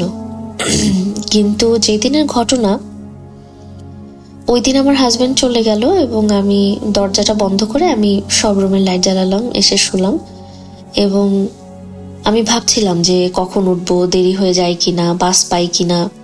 তো এটা চিন্তা করতে করতে আমি একটু তন্দ্রার মতো লেগে আসছি, কিন্তু আমি কমপ্লিটলি ঘুমাই নাই এবং এটা আমি ফিল করতে পারতেছিলাম, বিকজ আমি আমার লাইট দেখতেছিলাম, আমি চিন্তা করতেছিলাম যে আমি কি পরে যাব, কখন উঠবো, টাইম হলো কিনা, বিভিন্ন ধরনের চিন্তা। তো ঠিক কিছুক্ষণ সময় পরে আমার কাছে মনে হলো যে আমার ঘরের ভিতরে কেউ ঢুকছে, মানে মেইন ডোর দিয়ে কেউ ঢুকছে। তো আমি ভাবছি আমার হাজবেন্ড হয়তো আসছে, ও লস্ট অ্যান্ড ফাউন্ডে কাজ করতো, ওর হয়তো চাবিটা বাসায় রেখে গেছে কিনা, এই জন্য হয়তো আসছে। তো আমি শুয়ে শুয়ে ওর জন্য ওয়েট করছি যে ও এসে হয়তো দেখা করে যাবে বা কিছু। অনেকক্ষণ হয়ে গেছে কিন্তু সে ভিতরে আসতেছে না। তো আমি আবার ভাবলাম যে ওকে আবার ফায়ার করে দিল কিনা, কারণ এইখানে জবে তো আসলে যে কোনো সময় ফায়ার করে দেয়। তো ও আপসেট কিনা, এই জন্য ভিতরে আসতেছে না, না কি হইলো, এটা চিন্তা করতে করতে হুট করে দেখলাম যে আমার হাজবেন্ডের মতোই কেউ ভিতরে ঢুকলো এবং হেঁটে হেঁটে আমার মুখের সামনে আসলো এবং ঘাটটা একটু বাঁকা করে সে আমাকে দেখলো যে আমি ঘুমাচ্ছি কিনা। এবং আমি দিব্যি মনে আছে যে আমি আমার হাজবেন্ডের সাইড থেকে যে লাইটটা জ্বলছে, মানে আমার যে রুমের লাইটটা আমি দেখছি, হাজবেন্ডকে দেখছি, ফিল করতে পারছি যে রুমে কেউ আছে। কিন্তু ও যখন ঘাটটা ঘুরে আমাকে দেখলো এবং মানে পরে যখন চলে যাচ্ছে, তখন আমার মনে হলো যে না, এটা আমার হাজবেন্ড না। হঠাৎ করে কেন জানি অটোমেটিক আমার মনে হলো যে না, এটা আমার হাজবেন্ড না। তো যেই ছিল সে আবার আমার মুখের সামনে থেকে যে আমার পা যেদিকে, এইখানে বসলো এবং আমার মনে আছে আমি ওকে দেখতেছি এবং আমি আয়াতুল কুরসি পড়া শুরু করলাম। তখন আমার ঠোঁট নড়তেছে, আমি তখনও লাইটটা দেখতেছি। তা আমি আয়াতুল কুরসি পড়তে পড়তে যখন শেষ হয়নি, মাঝখানে গেলাম আমি আয়াতুল কুরসি পড়ার, ঠিক তখনই যে ব্যক্তিটা বা যেই ছিল এখানে সে বলে উঠলো, পড়িস না রে, পড়িস না। মানে রাসেল ভাই, এই জিনিসটা শোনার জন্য তো আমি প্রস্তুত ছিলামই না, বিকজ আমি ভাবছিলাম যে আমি স্বপ্ন দেখছি, কিন্তু অ্যাকচুয়ালি আমার ঠোঁট নড়তেছে এবং আমি দিব্যি কথাটা শুনলাম যে সে বলল, পড়িস না রে, পড়িস না। সাথে সাথে আমার ঘুম বা মানে যেভাবে ছিলাম আমি উঠে বসলাম। উঠে বসে আমি আমার পায়ের এই জায়গাটা ধরলাম যে আসলে কেউ ছিল কিনা দেখলাম। অনেকক্ষণ স্থির হয়েছিলাম কারণ আমি মুভ করতে পারছিলাম না যে এটা কি হলো আমার সাথে। আগে তো কখনো এরকম আমি কোনো কিছুই এক্সপিরিয়েন্স করিনি। আমি যদিও খুব ভীতু, কিন্তু মানে মাঝে মাঝে মনে হতো যে একটু কি এক্সপিরিয়েন্স করলে ভালো হতো, বা যদি এরকম কেউ সামনে আসতো। তো ওই দিন হঠাৎ করে এক্সপিরিয়েন্স হওয়ার কারণে আমি এতটাই ভয় পাইছিলাম যে আমি আসলে কিছুই বলতে পারছিলাম না। তো তারপরে যাই হোক, আমি জানি যে আমার জব আছে, আমার বের হতে হবে। তখন আনুমানিক 6টা এরকম বাজে, 6টা 6:30। আমি যেই বেসমেন্টটা ভাড়া নিয়েছিলাম, যে বাড়িটা, এই বাড়ির উপরের যে আন্টি, উনিও চলে গেছে তখন। উনি জব করতো ওনার ছেলে মেয়েকে নিয়ে। আমি জানি যে পুরা বাড়ি তখন ফাঁকা, আমার হেল্প চাওয়ারও কিছু নাই। তা আমি উঠে কোনো রকম জাস্ট ব্রাশটা করলাম, আমার ড্রেস সামনেই ছিল, আমি ড্রেসটা পরে এক দৌড়ে ভাইয়া আমি বাসা থেকে বের হয়ে গেছি। এবং একদম দৌড়টা আমার স্টপ হয়েছে বাস স্টপে, যে আমি যেখান থেকে বাস নিতাম ওইখানে। তো বাস স্টপে যেয়ে আমি কিছুক্ষণ থেমে আমি আমার হাজবেন্ডকে ফোন দিলাম যে তুমি কি বাসায় আসছো? তখন সে বলতেছে, না আমি তো এয়ারপোর্টে র্যাম্পে আমি হাঁটতেছি, কাজ আছে। কেন, কি হয়েছে? তা আমি বললাম যে না, কিছু না। তখন আমি ওকে কিছুই বলি নাই, বাট আমি ওকে আবার জিজ্ঞেস করলাম যে তুমি কি কোনো কারণে চাবি নিতে বা কোনো কারণে কি তুমি বাসায় আসছিলা যাওয়ার পরে? ও বললো যে না, আমি তো আসি নাই। তো যাই হোক, আমি ওকে আর তখন কিছুই বলি না। আমি আস্তে করে ফোনটা রেখে আমি ওই দিন আর্লি অফিসে চলে গেছি, এবং এখন পর্যন্ত আমি জানি না যে আসলে ওইটা আমার কি ছিল, আমি কি দেখলাম। বাট আমার ওই আওয়াজটা, যে পড়িস না রে পড়িস না, এই আওয়াজটা এখনো আমার কানে বাজে। এরকম জিনিস আমি এখন পর্যন্ত আর কোনোদিন এক্সপিরিয়েন্স করিনি। তো এই জন্যই আপনাদের সাথে শেয়ার করলাম। যদি ভালো লাগে অবশ্যই সবার সাথে শেয়ার করবেন, এবং সিলেক্ট হলে আমাকে জানাবেন ভাইয়া। আমার কাছে আরো কিছু ছোট ছোট কিছু গল্প আছে, যদি এটা সিলেক্ট হয় তাহলে আমি পরবর্তীতে ওইগুলো আবার পাঠাবো। ভূত.com এর জন্য অনেক অনেক শুভকামনা। আমি একজন রেগুলার লিসেনার, তো আশা করি ইন ফিউচার আরো কোনো গল্প আপনাদেরকে দেব। ভালো থাকবেন, আল্লাহ হাফেজ ভাইয়া।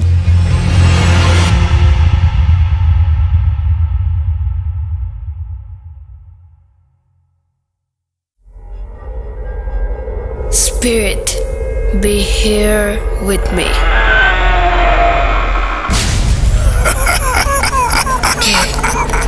কে তুমি? Bhoot.com. The fear returns with Russell.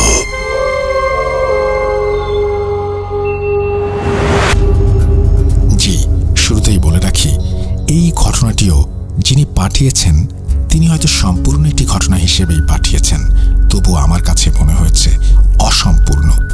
কিছু কিছু ঘটনা শোনাতে আমি অস্বস্তি বোধ করি, কারণ কিছু কিছু ঘটনার বিশ্বাসযোগ্যতা নিয়ে আমার মনের ভেতরে নানান ধরনের সন্দেহের তৈরি হয়। আমি অনেক ভেবে সেই ঘটনাগুলো যখন বাদ দিই, তখন আবার দেখি যে অনেকেই এই টাইপের একই ধরনের ঘটনা লিখছেন এবং অনেকে এই টাইপের ঘটনা পছন্দও করেন। আমি একটি ঘটনার বিচারের ভার আপনাদের হাতে ছেড়ে দিতে চাই। কেন করছি সেটা ঘটনাটা শুনবেন। যদি আপনাদের বিশ্বাস হয় তাহলে বুঝবো যে এই ঘটনা আসলে বিশ্বাস করার মতন যথেষ্ট যৌক্তিক কারণ রয়েছে, এবং এরকম ঘটনা আমরা এর পরেও প্রচার করব। আর যদি মনে হয় যে না, এটাতে বিশ্বাস করার মতো কোনো কিছুই নেই, তাহলে এই ধরনের ঘটনা আমরা প্রচার করা থেকে বিরত থাকব। ওয়েলকাম ব্যাক, আপনাদের সবাইকে স্বাগত জানাচ্ছি আমি রাসেল। আশা করছি আপনারা সবাই ভালো আছেন, ভালোর দলে আছেন। আমিও ভালো আছি, ভালোর দলে আছি। আর যেভাবে লেখা আছে আমি সেভাবেই শুরু করতে চাই। চলুন শুরু করা যাক। সকল শ্রোতা ভাই বোন এবং রাসেল ভাই বরাবর আমার সালাম। আসসালামু আলাইকুম। ওয়ালাইকুম সালাম। আশা করি সবাই ভালো আছেন। আমি গাজীপুর জেলার কালীগঞ্জ উপজেলা থেকে তোফায়েল আহমেদ ফাহাদ বলছি। আমি ভূত.com এর রেগুলার শ্রোতা। সেই ভূত FM থেকে আমি রাসেল ভাইয়ের আওয়াজ শুনতে শুনতে বড় হয়েছি। ইনশাল্লাহ সবসময় সাথে থাকব। বর্তমানে আমি HSC পরীক্ষা দিয়েছি। সামনে নতুন জীবন শুরু হতে যাচ্ছে। আমার জন্য সবাই দোয়া করবেন। এখানে একটু বলে রাখি, তিনি ঘটনাটি পাঠিয়েছেন বেশ আগে। এতদিন তিনি সেই নতুন জীবনে প্রবেশও করেছেন এবং তার সেই জীবন কেমন হয়েছে সেটা জানতে চাই তার কাছ থেকে। চলে যাচ্ছি পরের অংশে।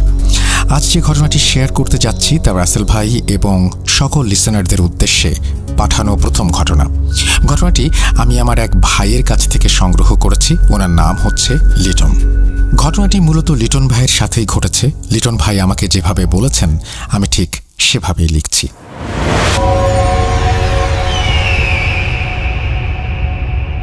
ঘটনাটি আমাদের গ্রামের পাশের এক গ্রামে ঘটেছে। গ্রামটি নোয়াখালী জেলায় অবস্থিত। একদিন বিকেলে আসরের নামাজের পর আমার কাকার সাথে এক চায়ের দোকানে বসি। ঠিক সেই মুহূর্তে চাচা খবর পায় যে দূরের এক গ্রামে একটি মেয়ে গলায় দড়ি দিয়ে আত্মহত্যা করেছে। আমি লাশ দেখতে একটু বেশি কৌতূহলী হই, তাই আমি চাচাকে অনেক জোর করে বলার পর তিনি যাওয়ার জন্য রাজি হন।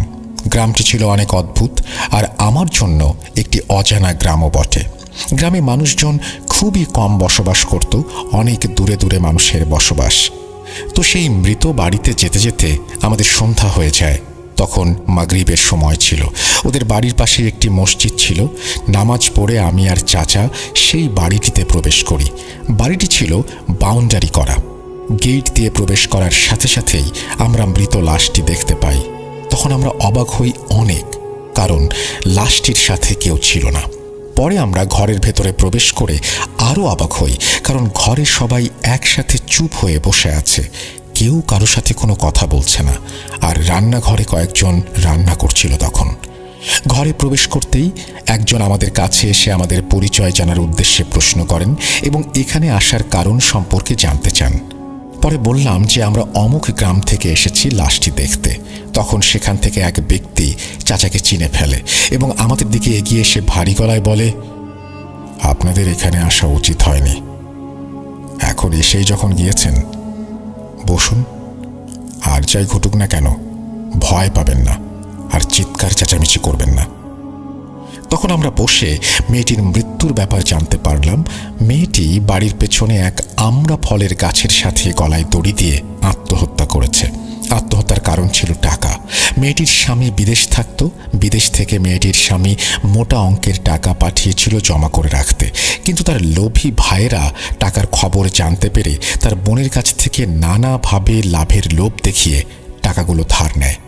পরে মেয়েটির স্বামীর দেশে ফেরার সময় ঘনিয়ে আসে এবং সে তার ভাইয়ের কাছ থেকে টাকা আনতে যায়, কিন্তু তার ভাইয়েরা টাকা নেয়ার কথা অস্বীকার করে এবং কোনো টাকা দেবে না বলে জানিয়ে দেয়। মেয়েটি তার স্বামীকে কি জবাব দেবে এই ভয় এবং তার ভাইদের অমানবিক আচরণে ভেঙে পড়ে একরকম নিজেকে শেষ করার জন্যই ফাঁসি নিয়ে আত্মহত্যা করে। তারা আরও জানায় যে লাশটি গাছ থেকে নামিয়ে আনার পর থেকেই তাদের বাড়িতে অদ্ভুত ঘটনা ঘটা শুরু হয়েছে। দিনের বেলায় টিনের চালের ওপর বিকট আওয়াজ এবং লাশ উঠে বসে পড়া ইত্যাদি ঘটনা ঘটেই চলেছে। পরে মসজিদ থেকে ইমাম সাহেব এসে কিছু দোয়া এবং পানি পড়া ছিটিয়ে যাওয়ার পর লাশের উঠে বসা বন্ধ হয়। দাফন রাতেই সেরে ফেলার সিদ্ধান্ত নেয় সবাই। এশার নামাজের পরে সবাই বাড়ি ফেরে এবং একসাথে ঘরের ভেতর সমবেত হয়। ঠিক সেই মুহূর্তে টিনের চালে আবার সেই আগের মতো বিকট আওয়াজ হতে থাকে এবং বোঝা যায় যে বিশাল কোনো দেহের প্রাণী চালটি ভেঙে ঘরে প্রবেশ করার চেষ্টা করছে। বিশ্বাস করেন রাসেল ভাই, তখন আমার ভেতরে যে কি পরিমাণ ভয়ের আবির্ভাব ঘটেছে তা ব্যক্ত করার মতো না। সবাই খুব ভয় পেয়েছিল এবং সবাই সিদ্ধান্ত নেয় যে রাতে দাফন করবে না। সে রাতেও কেউ ঘরের বাইরে যায়নি। লাশটি পাহারা দেওয়ার জন্য থানা থেকে 2 জন পুলিশ সদস্য আসে। আমি আর চাচা সেই বাড়িতেই থেকে যাই। পরদিন সকালে আমরা ঘুম থেকে উঠে দেখি লাশটি খাটিয়াতে নেই, নিচে মাটিতে উপুর করে শোয়ানো। আর পুলিশ 2 জনও নেই। একজনকে বাড়ির সামনে পুকুর পাড়ে, অপরজনকে বাড়ির পেছনে আমড়া গাছের সাথে ঝুলানো অবস্থায় পাওয়া যায়। সে ছিল তখন অচেতন। তার মুখে পানি দিয়ে তার জ্ঞান ফেরানো হয় এবং তাদেরকে রাতের কথা জিজ্ঞেস করা হলে তারা কিছুই বলতে পারে না। তারপর ইমাম সাহেব এসে লাশটি উঠিয়ে যত তাড়াতাড়ি সম্ভব জানাজা দিয়ে দাফন করতে বলেন। তখনই জানাজা শেষ করে দাফনের জন্য কবরস্থানে নিয়ে যাওয়া হয়।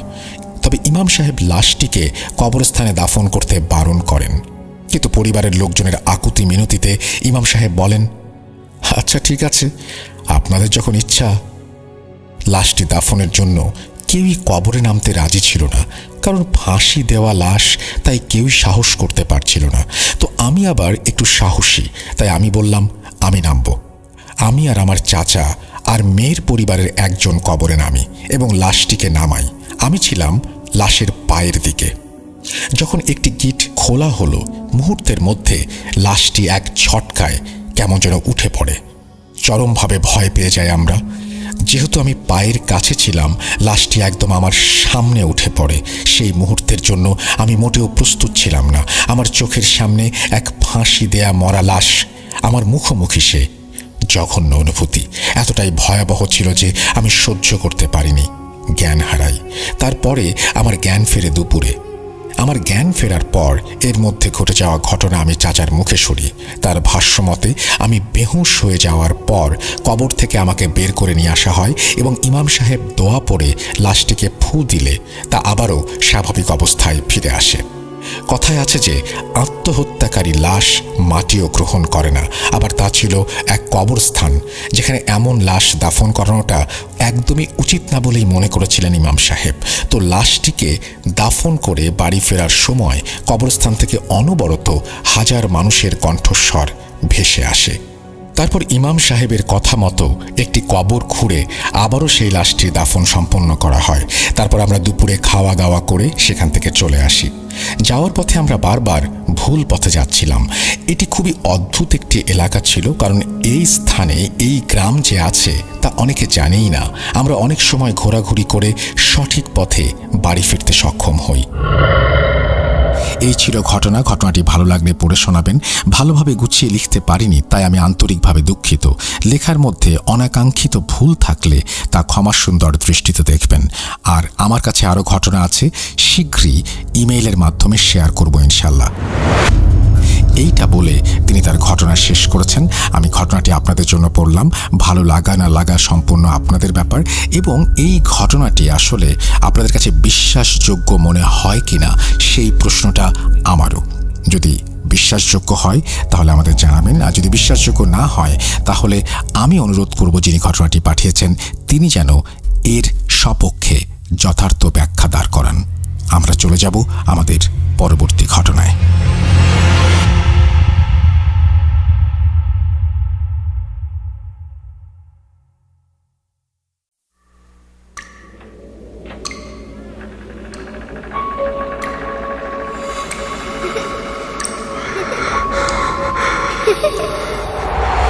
লুকোচুরি খেলবে? লুকোচুরি তুমি লুকাও, আমি ঠিকই তোমাকে খুঁজে পাবো।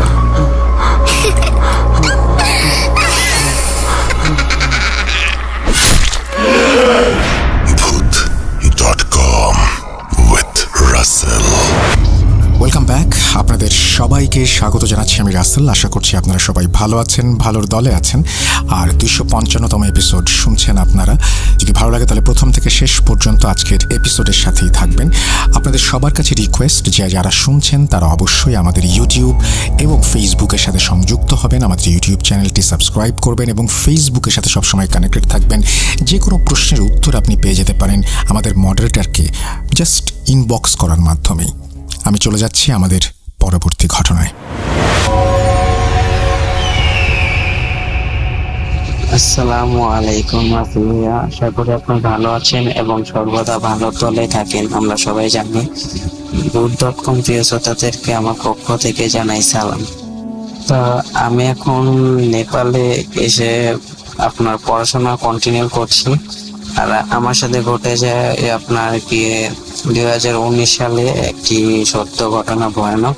তখন আমি ক্লাস 10-এ এইচএসসি পরীক্ষা দিয়ে সবে মাত্র গ্রামে গিয়েছি। তা আমার গ্রামটা হচ্ছে নেত্রকোনা জেলার বাবুইডহর এলাকার নামটা, আর যে জায়গাটাতে পড়েছি সেটা বলেছি ভাইয়া, কোনো সমস্যা নেই। তো আমার সাথে যে ঘটনাটা ঘটে সেটা হচ্ছে আমি গ্রামে যাওয়ার পরে অনেকদিন ঘোরাঘুরি করে, তো যখন ঘুরে আপনার কি আসবো তখন দেখি রাত 3টা বাজে।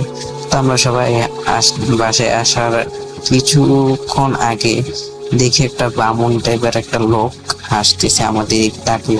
তা আমি অতটা পাত্তা দিইনি, যার কারণে মনে করছি হয়তো গ্রামেরই লোক, আমি চিনি না বা অনেকদিন পরে আসছি জানি না, হয়তো আমাকে চিনে যার কারণে হাসতেছে। তা আমি অতটা মাথায় নিইনি।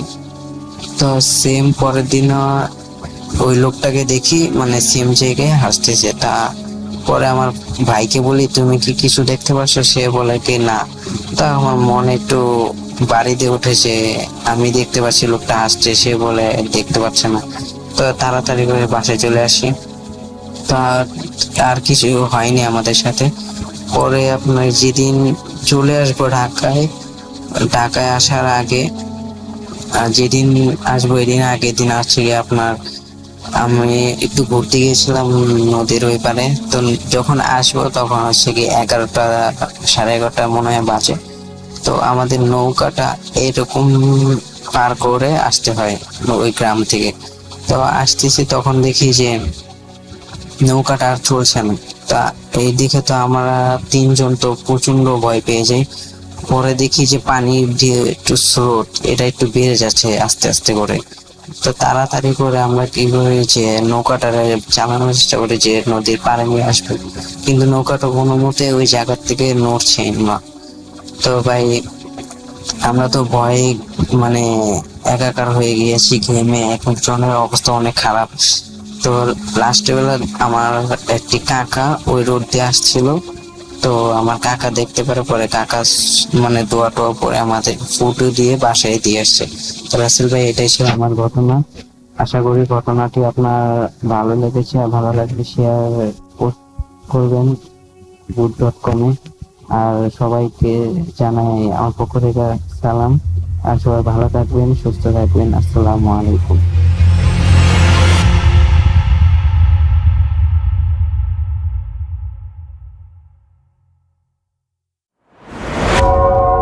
আবারও রাতের আঁধারে ভয়ের রাজ্য ফুঁড়ে ফিরেছি সেই পুরনো সুরে। বিশ্বাস করা বা না করা আপনার ব্যাপার, but the old music comes alive. Voot.com. The fear returns with Russell. আরও একবার আপনাদের সবাইকে স্বাগত জানাচ্ছি, আমি রাসেল। আশা করছি যে অডিও ক্লিপগুলো শুনছেন সেগুলো একেবারে খারাপ লাগছে না। কারো কারো কাছে হয়তো ভালো লাগছে, কারো কারো কাছে হয়তো মানে অনেক সময় হয় কি যে অডিও ক্লিপ ভালো হবার পরেও একটা ফরম্যাট হয়তো আপনি পছন্দ করেন, সেই ফরম্যাটটা হয়তো মিট করে না, তখন আপনার ভালো লাগে না। যাই হোক, আমি চেষ্টা করব আপনাদের পছন্দ মতো অডিও ক্লিপ আপনাদের সামনে উপস্থাপন করতে সব সময়ের জন্যই, এবং আপনাদেরও সহযোগিতা চাইব যেন আপনারাও আপনাদের চারপাশ যারা বলতে পারেন তাদের ঘটনাগুলো সংগ্রহ করে আমাকে পাঠান। আমরা চলে যাচ্ছি আমাদের পরবর্তী ঘটনায়।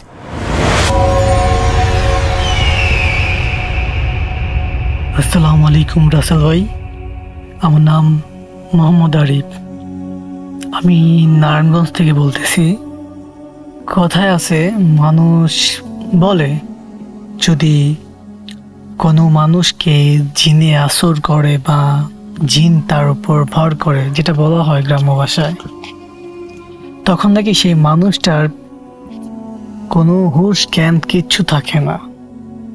অ্যাটলিস্ট যখন জিনটা চলে যায় তখন নাকি তার কোনো মনে থাকে না সেই মানুষগুলার।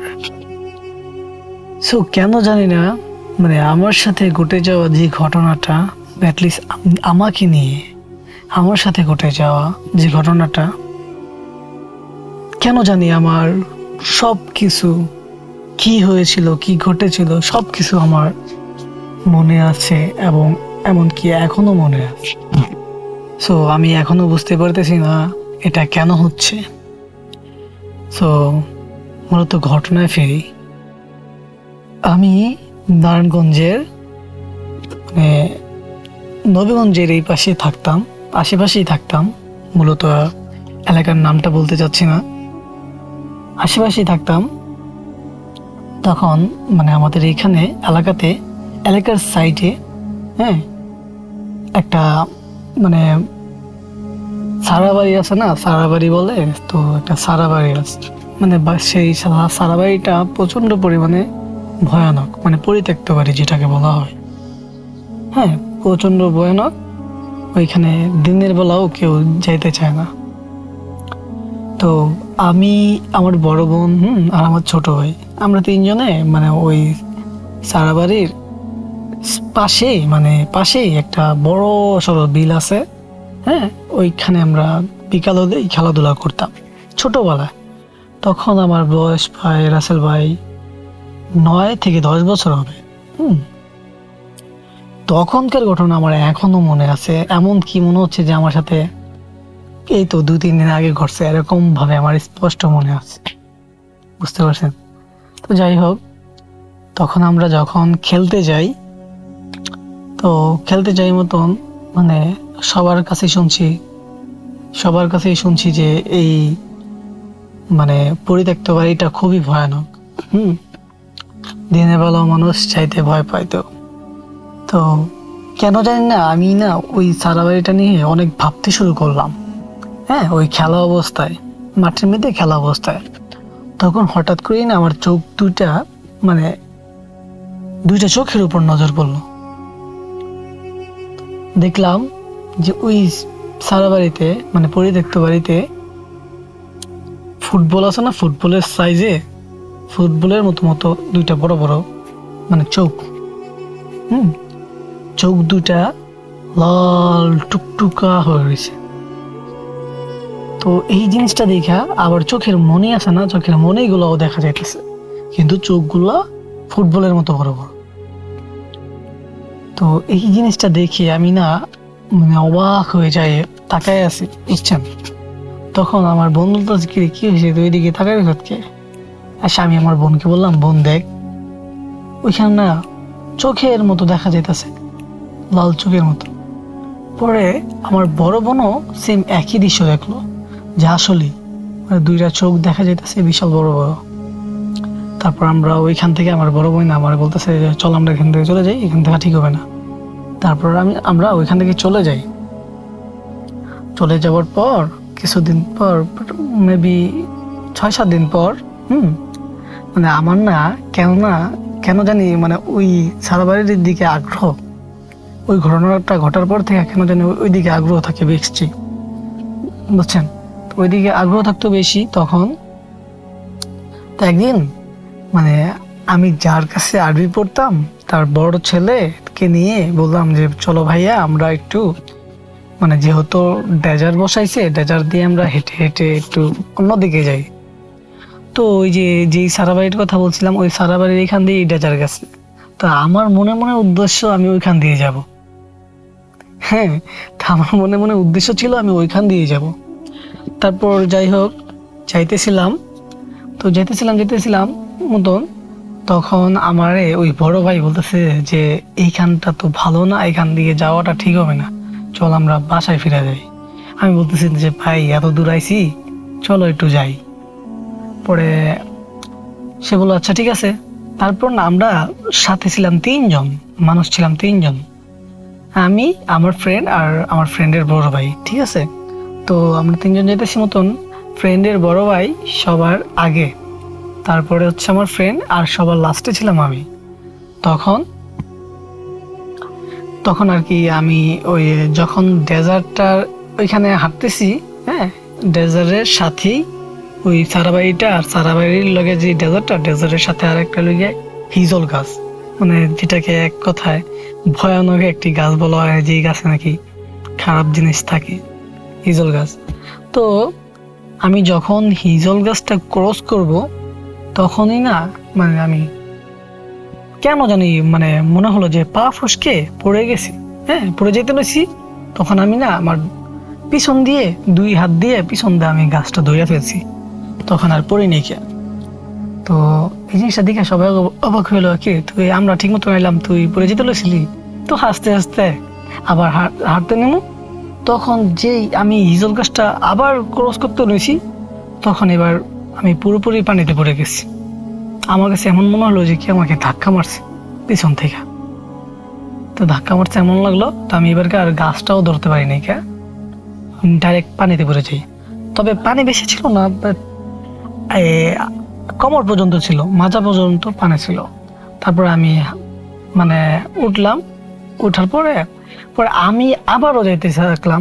ও একটা কথা বলিনি রাসেল ভাই, যখন আমাকে মানে আমি পড়ে যাই, আমার কাছে মনে হলো যে কেউ আমাকে ধাক্কা দিছে। তখন আমি একটা জিনিস অনুভব করতে পারছি, যখন আমাকে ধাক্কা দিছে তখন আমার শরীরের মধ্যে যেন একটা গরম হাওয়া, গরম একটা বাতাস আমার শরীরের ভিতর প্রবেশ করলো।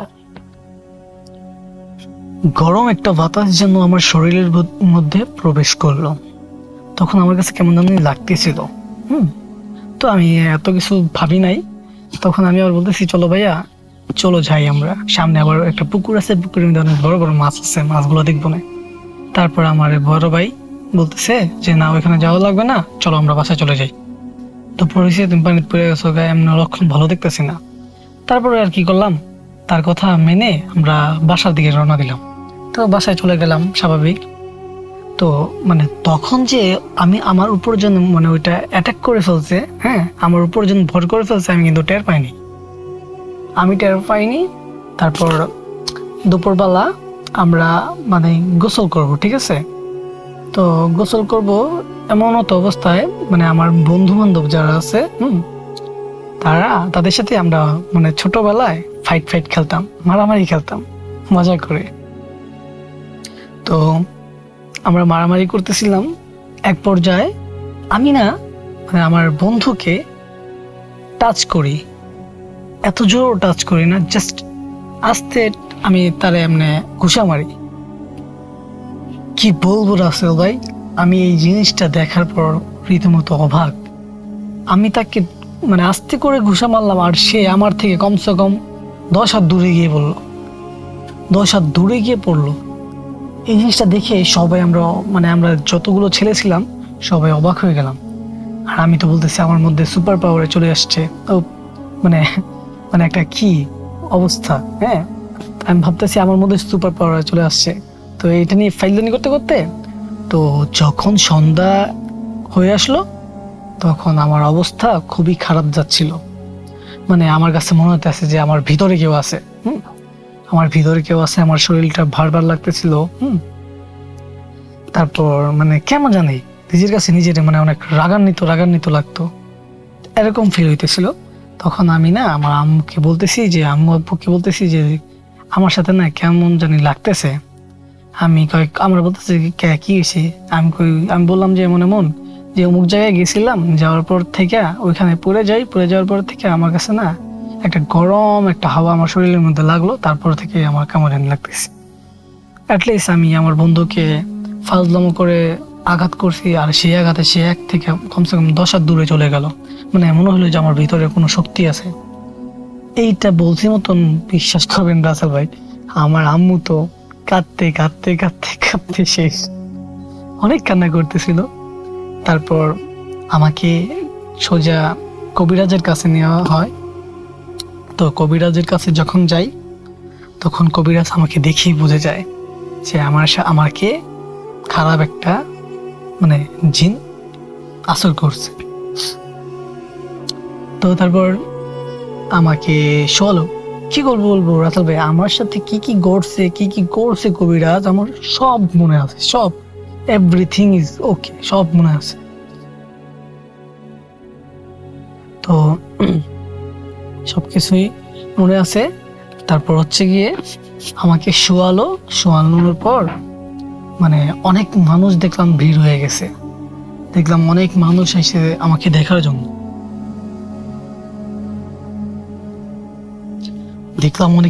আসছে আমাকে দেখার জন্য। তখন কবিরাজ মানে একটা গরুর একটা হাড় নিল, অনেকগুলো শুকনো মরিচ নিল, তারপর রসুন সাথে কি জানি নিছিল, এত কিছু খেয়াল নাই। তখন মানে আমার আম্মু অনেক পরিমাণে কান্না করতেছিল। হ্যাঁ, আমার আম্মুকে কবিরাজ বলতেছে আপনি কান্না করেন না, আপনি কান্না করলে আমি ট্রিটমেন্ট করতে পারবো না। তারপর আম্মু থামার পর কবিরাজ করলো কি, আমার হাতের মানে ছোট আঙ্গুল যেটাকে বলা হয় কাইঙ্গুল, ওই কাইঙ্গুলের মধ্যে শরীরের শক্তি দিয়ে, তার শরীরের সমস্ত শক্তি দিয়ে মানে চাপ দিল। চাপ দেওয়ার পর বলতেছি যে তুমি কি ব্যথা পাও? আমি বলতেছি যে না, আমি তো ব্যথা পাই না। তো সবাই বলতেছে যে আচ্ছা এক কাজ করেন, আপনাদের মধ্যে কে সবচেয়ে শক্তিশালী? সে তার কাইঙ্গুলে চাপ দেন জোরে। তারপর এমন করে 10 জন পুরুষ আমার কাইঙ্গুল প্রচন্ড পরিমাণে জোরে চাপ দিছে, কিন্তু আমি ব্যথা পাই না। অথচ আমার নখের মধ্যে রক্ত জৈমা লাল টুকটুকা হয়ে যেতেছে, বাট আমি ব্যথা পাচ্ছি না। তখন সবাই ট্রাই করলো, সবারটা যে দেখতো তোরা ব্যথা পাস কিনা। সবাই অবশ্যই ব্যথা পাচ্ছে, বাট আমি পাচ্ছি না। তখন কবিরাজ বলল যে তার উপর জিন আছে, তার জন্য সে ব্যথা পাচ্ছে না। তারপর এই কথা শুনে আমার আম্মু প্রচন্ড পরিমাণে কান্না করে মতন আমার আম্মুরে বোঝায়, আপনি যদি কান্না করেন তাহলে আমি ট্রিটমেন্ট করতে পারবো না। অনেক বোঝানোর পরে এসে পরে কবিরাজে যখন আমার ট্রিটমেন্ট করা শুরু করলো, নাকদা মানে বলতেছে যে তোর নাম কি, বল তোর নাম কি। মানে আমি কোনো জবাব দিই না, ঠিক আছে, আমি শুনতেছি, আমি কোনো জবাব দিতেছি না। তারপর বলতেছে হ্যান তেন আসে বড় করে জায়গায় থেকে আমার বলতেছে আমি যাবো কেন, আমি আমার বাসা থেকে যাবো কেন। মানে আমি আনসার দিতেছি, ভিতরে যে কিছু আছে ওইটার কথা আমি জানি না, বাট আমি আনসার দিচ্ছি এটা। আসে তারপর মানে আমাকে করলো কি, সরিষা আছে না, সরিষা দিল, শুকনা মরিচ আছে না, শুকনা মরিচ দিয়ে নাগেন্দা ঘষাঘষি করলো, বাট কোনো রেসপন্স ছিল না তাদের। মানে জিন যে যাবে তার কোনো রেসপন্স ছিল না, কারণ আমি আঘাত পাচ্ছি, আমি জিন আঘাত পাচ্ছি কিনা সেটা আমি জানি না, বাট আঘাত পাচ্ছিলাম আমি। তখন আমার আম্মু প্রচন্ড পরিমাণে কান্না করে, আর কান্না করার অবস্থায় তখন কবিরাজ নারাজ হয়ে আমার আম্মুকে বলে, আপনার সন্তান নিয়ে যান, আমি ট্রিটমেন্ট করতে পারবো না। তারপর যাই হোক, অনেক বোঝানোর পরেও কবিরাজ মানলো না, আমাকে আর ট্রিটমেন্ট করে নেই। সেদিন রাত্রেই আমাকে নিয়ে মানে আমাদের এইখানে একটা মেয়ে কবিরাজ আছে, যাকে এক কথায় পাগলনি বলে সবাই, মানে সবাই তাকে পাগলনি বলে ডাকে, চেনে, পাগলনি বললেই চেনে। তো তার কাছে নিয়ে যায়। বিশ্বাস করবেন রাসেল ভাই, আমি জানি না ওটা কি ছিল, বাট যখন আমাকে তার রুমে নিয়ে যায়, আমি দেখলাম তার রুমের মধ্যে একটা কবর, মাজার টাইপের, মাজার টাইপের। আর মহিলাটা মানে এত বিশ্রী টাইপের ছিল, মহিলাকে দেখে আমি ভয় পেয়ে গেছি। অ্যান্ড অ্যাটলিস্ট মহিলার রুমে যখন যাই, তার আধা ঘন্টা কি 1 ঘন্টার মতন আমার কিছু মনে ছিল না। হ্যাঁ, আধা ঘন্টা 1 ঘন্টার মতন আমার কিছু মনে নাই। এই 1 ঘন্টার মধ্যে আমার সাথে কি হয়েছে তার কিছু মনে নাই, বাট এতটুকু মনে আছে সে আমাকে বলছিল ওই কবরের মধ্যে সেজদা দিতে বলছিল। হ্যাঁ, আর বলছিল, আর আমার মানে নাকদা মুখদা ইচ্ছা মতো, নাকদা কান্দা ইচ্ছা মতো সরিষার তেল ঢুকাইতেছিল। আর যখন সরিষার তেল ঢুকাইতেছিল নাকদা চোখদা কান্দা, তখন আমার প্রচন্ড পরিমাণে যন্ত্রণা হচ্ছিল। যাই হোক, এমন করার পরে আমাকে বলে যে সেজদা দাও। আমি সেজদা দিলাম। প্রচন্ড পরিমাণে ভয় পাইছিলাম, যে কারণে সেজদা দিছিলাম কবরটাকে। সেজদা দেওয়ার পর বলে যে দেখো তো কিছু দেখতে পাও কিনা। পরে আমি কই না, আমি কিছু দেখি নাই। আসার পরে কয় যে তাহলে তোমার থেকে জিন চলে গেছে জিন, এটা বললো। এটা বলার পরে আমাকে বলতেছে যে ওরে এন থেকে ছাইরা দেন, দেখবেন জিন অটোমেটিক চলে গেলে ও বেহুশ হয়ে যাবে। তো তারপর আমাকে ছেড়ে দেওয়া হয়, আর অ্যাটলিস্ট আমি নাকি বেহুশ হয়ে যাই। ঠিক আছে, বেহুশ হয়ে যাওয়ার পরে আচ্ছা, আমার এটাও মনে আছে যে আমি বেহুশ হয়ে গেছি। তো আমি এখনো বুঝতে পারতেছি না যে আমার সাথে এটা কি ঘটলো। আমার আজও পর্যন্ত মনে আছে যে আমার সাথে এই জিনিসগুলো ঘটছে। ঠিক আছে, তো এই ঘটনাগুলো ঘটলো। তো আপনি এটা মানে আপনার কাছে আমি জানতে চাই, যদি আপনি এটা বুঝেন বা দর্শকরা বুঝে যে এটা কি আদৌ আমার সাথে এটা কি ঘটলো, এটা কি কাকতালীয় ছিল? মানে আমার সাথে যে ঘটছে এটা তো আমি জানি, বাট আমার কাছে মনে হয় যেন এটা কাকতালীয় ছিল। তো এই ছিল আমার ঘটনা। ভালো লাগলে সবাইকে শোনাবেন। ভালো থাকবেন। আসসালামু আলাইকুম, খুদা হাফেজ।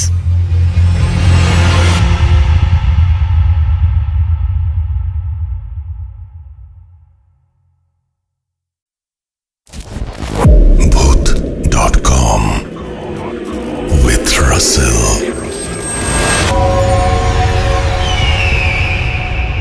আসসালামু আলাইকুম রাসেল ভাই, আমি মোহাম্মদ আরিফ নারায়ণগঞ্জ থেকে বলছি। আর এটা হচ্ছে আমার 3 নম্বর ঘটনা। ঘটনাটা আমার আব্বুর মুখ থেকেই শোনা, অ্যাটলিস্ট আমার নিজের চোখেও দেখেছি। ঘটনাটা 2016 সালের, আর ঘটনাটা ঘটে নারায়ণগঞ্জের নবীগঞ্জের আশেপাশে। পুরোপুরি জায়গার নামটা বলছি না, সিক্রেট রাখছি। তো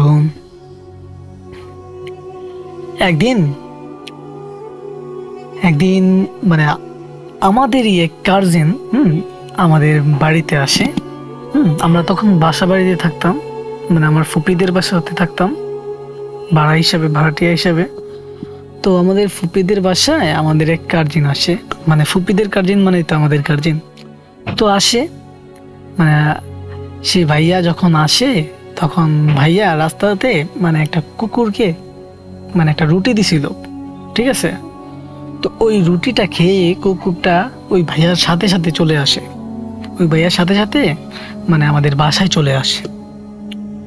তো সে ভাইয়াটা মানে রীতিমতো একটু অবাক হলো যে একটা কুকুরে খানা দিলাম আর কুকুরটার সাথে সাথে আমার ভক্ত হয়ে গেল, আমার সাথে চলে আসলো। বিষয়টা অদ্ভুত হলো, তার কাছে অনেক ভালো লাগতেছিল। সে একটা মানে বিনা পোষ মানায় একটা কুকুর পেয়ে গেল, তাই না?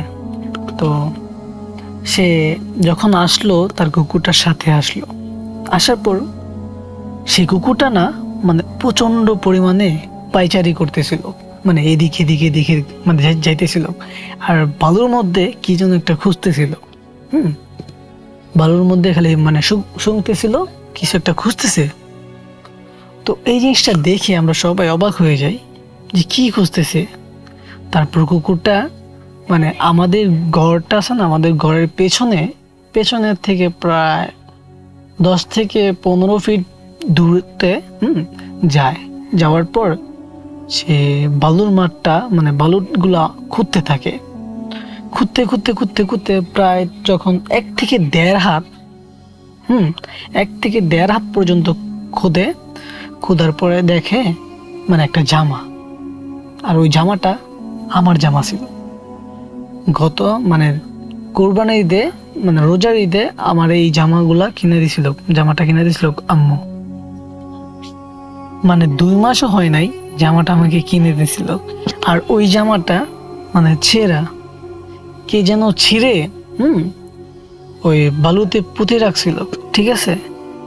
তবে মানে এমন ভাবে ছিঁড়ছে যদি কোনো মানে দক্ষ কোনো হেল্পার, যারা গার্মেন্টসে কাজ করে, মানে হেল্পার তাদের কথা বলছি, যদি কোনো হেল্পার মনোযোগ সহকারে ওই যে যখন মানে সিলিটা তারা ভুল করে দেয়, তখন সিলিটা আবার খোলে না, সুতাগুলা সেম বাই এরকম ভাবে খুলছে হাতাগুলা, শুধু হাতাগুলা, জামা কিন্তু ছিঁড়ে নাই, জাস্ট হাতাগুলা ছিঁড়ছে, হাতাগুলা ছুটাইছে। যে যে জায়গাগুলা জোড়া দেয় না ওই জায়গাগুলা ছুটাইয়া সে মানে বালুর মধ্যে রাখছিল। কে রাখছে এটা আমরা কেউ জানি না। অথচ এই জামাটা আমার ছিল মানে গোসলখানা আছে না, গোসলখানা, টিনের গোসলখানা তো ছিল। তো টিনের গোসলখানার মধ্যে মানে রোদ দেওয়ার জন্য রাখছিল, মানে দিনের বেলা সন্ধ্যাবেলা মনে ছিল না, তাই সারা রাত্র ওইখানেই ছিল। তো রাত্রেবেলা ওইখানেই ছিল। আর মানে গোসলখানাটাও তো প্রায় 12 ফিট উঁচা হবে। তো এত উঁচাতে যদি মানে পলিস্টরের জামা ছিল, তো এটা যদি ছুটাইতো কেউই রাত্রেবেলা হোক আর দিনের বেলা যদি কেউ ছুটাইতো, এটা কিন্তু শব্দ করবে, শব্দ হবে। তো শব্দ হলে তো আমরা নিশ্চয়ই আমরা টের পাইতাম, বাট কোনো শব্দ পাই নাই। আর এত উঁচার থেকে কে নিয়ে এই জামাগুলারে এমন ভাবে সুন্দর করে ছুটাই আবার ভালো করে রাখবে। তো এই জিনিসটা খুবই অদ্ভুত লাগছে, আমরা সবাই অবাক হয়ে গেছিলাম এই সিনটা দেখে। তারপর আব্বু করলো কি, এই জামাটা নিল, জামাগুলা নিয়ে জামাগুলারে বান দিয়ে আব্বু বলতেছে যে আমি এটা দেখবো, এটা কেডা এই কামটা করলো। যদি কেউ যদি এটা করে, যদি কোনো খারাপ কিছু করে থাকে, তাহলে এটা নিশ্চয়ই আবার করতে হইব, না পাইয়া জিনিসটা। তো আব্বু করছে কি, মানে আমাদের বাড়ির উঠানে দড়ি আছে না, দড়িতে ইটা বান্ধা রাখছে, জামাটা বাইন্দা সন্ধ্যার পরে 8টার পরে বাইন্দা রাখছিল। আসে পরে আব্বুকে আজকে দেখবো এটা কি হয়। তারপর যখন প্রায় রাত্রে 1:30 থেকে 2টা বাজবে, তখন আব্বুর প্রচন্ড পরিমাণে প্রস্রাবে চাপ দেয়। টয়লেটে চাপ দেয় মতন। তখন আব্বু যখন আমাদের গোসলখানার এখানে আসবে, তখন মানে প্যানায় কথা বলতে, নাকে বেজায় কথা বলতে যেমন শব্দ হয় না, এরকম শব্দ হইতেছে, 2-3 জনের, 2 জনের শব্দ হইতেছে। আব্বু লক্ষ্য করলো যে মানে অনেক খাটো টাইপের, ঠিক আছে, অনেক খাটো টাইপের দুইটা জিনিস। মানুষ বললে তো ভুল হবে, কারণ যদি মানুষ খাটো হয়, মানুষ খাটো হয়, বাট সে অনেক খাটো ছিল। আর তার তাদের মাথাগুলা বিশাল বড় ছিল, তাদের মাথাগুলা মানে অনেক বড় ছিল। দুইজন মানুষ, হ্যাঁ, মানুষের মতো, ঠিক আছে। তো আয়শা বললো কি মানে যে তারের মধ্যে ঝোলানো ছিল, দড়ির মধ্যে যে ঝোলানো ছিল জামাটা, ওই জামাটারে দুইজনে মানে হাতটারে যেমন বড় বইরা ছুটাই লইয়ার পরে দুইজনে এই জামাটা নিয়ে টানাটানি করতেছে। আর টানাটানি করতে করতে মানে প্যান করে কি জানি বলে, হ্যাঁ, গেন কি জানি বলে। আর হচ্ছে মানে প্রচন্ড পরিমাণে মারামারি করতেছে জামা নিয়ে, হ্যাঁ ছিড়বো মানে এরকম কথাতে ছিঁড়া ফাইরা টুকরা করে নিল। আব্বু দেখলো যে ছিঁড়া ফাইরা নিল। তারপর সে দুজনে মানে তর্ক করতেছে, মানে হ্যাঁ রে ধমকাইতেছে, কি জানি কইতেছে, ওদের বাসা কি আর বোঝা যায়, প্যান করে কি জানি বলতেছিল। তখন দূর থেকে আরেকটা এরকম টাইপের আসে, হ্যাঁ, তারও মাথা বিশাল বড়, কিন্তু দেখলাম সে যে আছে তার মাথাটা চলতেছে নিভতেছে, হ্যাঁ, এরকম আব্বু দেখলো জ্বলতেছে নিভতেছে। তো এটা দেখার পরে আব্বু করলো কি আরো সাইড হয়ে দেখতেছে কি ঘটনাটা হইতেছে। তখন ওই মানে বড়টা যখন আসলো, মানে স্বাভাবিক ওই দুইটার থেকে একটু বড় ছিল ওই জিনিসটা, আর একটু মানে দেখে মনে হচ্ছিল যেটা একটু বয়স্কর। তো ওইটা আসার পর ওই দুইটাকে মানে প্যান করে কি জানি বললো, আর ওই দুইটা ঠান্ডা হয়ে গেল। ঠান্ডা হওয়ার পর তারপর ওই দুইটা আছে না, ওই বড়টায় মানে ওই একটার কান্দে ধরছে আর একটার কান্দে, মানে দুই কান্দে ধরছে, বুঝছেন, বড়টায় তিনোটা একসাথে হাঁটতে যেতেছে। আর তিনোটার মাথা বড় মাথাগুলা জ্বলতেছে নিমতেছে। হাঁটতে তারা মানে বিটা বাড়ির দিকে চলে গেল, গিয়ে গায়েব হয়ে গেছে। তো এই সিন দেখা আমার আব্বু সাথে রুমে চলে আসা ওই দিন আর কাউরে কিছু বলে নাই। সকালবেলা দেখে যে ওই জামাগুলা মানে ওইখানে যেখানে তারা ঠান্ডা সিটে হালা রাখছিল ওইখানে পড়ে আছে। মানে আজকে আর বালুর ভিতরে রাখা না, আজকে সরাসরি বালুর উপরে রাখা। তো এই সিনগুলো দেখে আসার পরে আব্বুর সবাইকে এই ঘটনাটা বলার পর মানে ঘটনাটা এখানে শেষ হতে পারতো, বাট এখানে শেষ হয় না। এখান থেকে আরো বহুত ঘটনা ঘটে, বলতে গেলে অনেক সময় লেগে যাবে। তো তারপর একটা ছোট্ট করে একটা বলে দেই। তো একদিন ফজরের সময় মানে আব্বু মানে প্রচন্ড পরিমাণে গরম ছিল, তো কারেন্ট ছিল না। গরমের জন্য আব্বু করছে কি মানে বালুর মাঠের মধ্যে একটা পাটি আছে না, পাটি বিছাইয়া ঘুমানোর জন্য গেছে ওইখানে। তো আব্বু মনে করছে কি যে ফজরের আজান দিয়ে ফেলছে, হ্যাঁ, মানে একটু ফর্সা চাঁদনি ভরা রাত, তো আব্বু মনে করছে কি যে আজান দিয়ে লাগছে ফজরের, তাই একটু গিয়া শুয়ে থাকি, একটু পরে উঠা দোকানে যাবো গা, মানে দোকানে বইবো, 6টার দিকে দোকানে বইবো। তবে ভাবতেছে যে আধা ঘন্টা 40 মিনিট একটু শুই বাইরে। তো তখন যে বাজে রাত্রে 3টা, হ্যাঁ 3টা 3:30, এইটার আব্বু বুঝতে পারেনি, ঠিক আছে। আব্বু মনে করতেছে যে ফজরের আজান দিয়ে লাগছে। তারপর যখন আব্বু শুয়ে আছিল, আব্বু যখন চোখটা লাগে, তখন কে যেন আব্বুর চেহারার মধ্যে, শরীরের মধ্যে এক মুঠো বালু আছে না, এক মুঠো বালু ফিক্কা মারছে।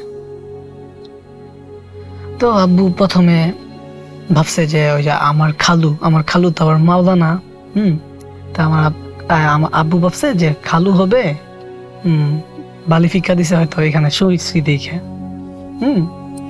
বা ফজরের আজান দিলাইছে, নামাজ পড়তে যাই না, এখানে শুয়েছি এই জন্য বালি দিছে, আব্বু ভাবতেছে এইটা। তা আব্বু কইতেছে যে মানে ঘুমের মধ্যে তাকায়ও নাই, না তাকায় গেছে, দুলাভাই ফাইদলানি করেন না, দুলাভাই ফাইদলানি করেন না, ঘুমাইতে দেন। এটা কইছে, এটা করার পরে ওই জিনিসটা না চুপ হয়ে গেছে। সে আব্বু করছে কি ঘুমাই গেছে, আব্বুর চোখটা লাগে গেছে। তখন আব্বুর করছে কি এবার মানে প্রায় এক বাটি বালু আছে না, যেমন লাগে এক বাটি বালু আব্বুর পুরো শরীরে মধ্যে ফিকা দিয়ে এসে পড়ে, মানে এই জিনিসটা গেছে এই জায়গার থেকে। তো আব্বু না উঠছে, ওঠার পরে আপনার উঠলো, উঠা দেখে যে আব্বু পুরা শরীরে বালি দিয়ে ভরা। এসে আব্বু উঠছে, আর এমন সময় মানে ওই যে খালু আছে না আমার, খালু যাইতেছিল। তো খালু যাইতেছিল,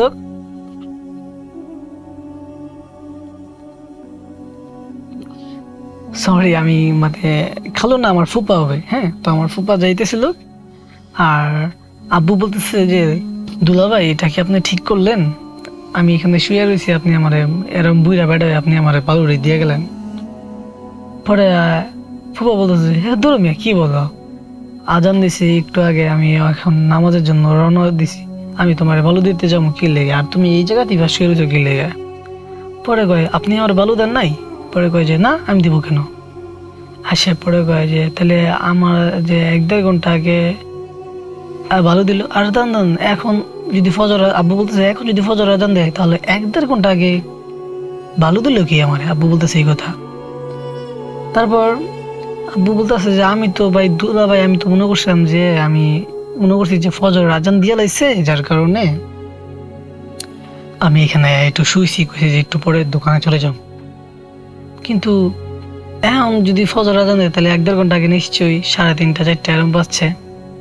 তার মানে আসে পরে কথা যে তুমি মিয়া বাঁচছ, তোমার হইতে পারে ওই জিনিসটা সতর্ক করলো এই জায়গাটা শুইতে না, কারণ এই জায়গাটা তো এইসব চলাফেরা করে, তাই হয়তো তুমি তোমার মানে এই জায়গা যেতে না শো, সেই জন্য তোমার কি বাধা দিল।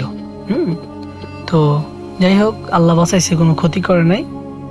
তো আজকের পর থেকে এখানে আর শুইও না, আর শোই না বলতে কি রাইতে এখানে শুই না, মানে এমনি উনার নিষেধ করে দেওয়ার পরে তো আব্বু করলো কি আর ওইখানে শোয় নাই কা, আর ওইখানে শোয়ও না। তো যাই হোক এই ছিল আব্বুকে নিয়ে একটা ঘটনা। আব্বুকে নিয়ে প্রায় অনেকগুলো ঘটনা আছে, আর যেই জায়গার ঘটনাটা বললাম এই জায়গাতে অ্যাটলিস্ট অনেকগুলো ঘটনা ঘটছিল, মানে আমাদের সাথে। ওই জায়গাটা প্রচন্ড পরিমাণে মানে ভয়ানক। তো সময় পেলে আবার ওইখানকার ঘটনা বলে শোনাবো। সো ভালো থাকবেন। আমি জানি আজকের ঘটনাটা অতটা ইন্টারেস্টিং হয়নি, কারণ আমি গুছিয়ে বলতে পারিনি। আসলে যেটা নিজের সাথে ঘটে সেটা সুন্দর করে বিশ্লেষণভাবে বলা যায়, বাট যদি অন্য কারোর কাছে থেকে শোনা হয় তাহলে সেটা কিন্তু অতটা পারফেক্টলি ভাবে বলা যায় না। তো যদি ভালো করে না বলতে পারি তার জন্য আই এম সরি। আমাকে সবাই ক্ষমার দৃষ্টিতে দেখবেন, আর ভালো লাগলে সবাইকে শোনাবেন। খুদা হাফেজ, আসসালামু আলাইকুম। 2024 সাল শেষ হয়ে আসছে, 2025 আমাদের দ্বার প্রান্তে। অনেক সম্ভাবনার একটি বছর, অনেক ঘটনাবহুল একটি বছর হতে যাচ্ছে 2025। 2024-এ যে স্বপ্ন ছিল আমাদের, তার বাস্তবায়ন আমরা করতে চাই 2025-এ। 2025 আমরা ভূত.com-এর পক্ষ থেকে সেলিব্রেট করতে চাই একটু অন্যরকমভাবে, আর সেই জন্যই আপনাদের কাছ থেকে প্রচুর ঘটনা চাই, এবং সেই ঘটনাগুলো যত দ্রুত সম্ভব আমাদের লিখে পাঠান বা অডিও ক্লিপের মাধ্যমে পাঠান। আমাদের ইমেল অ্যাড্রেস russell.booth.com@gmail.com। আজ এই পর্যন্তই, কথা হবে আবারও আগামীতে। সেই পর্যন্ত সবাই ভালো থাকুন, সুস্থ থাকুন, মোস্ট ইম্পর্টেন্টলি ভূত.com-এর সাথে থাকুন। আল্লাহ হাফেজ।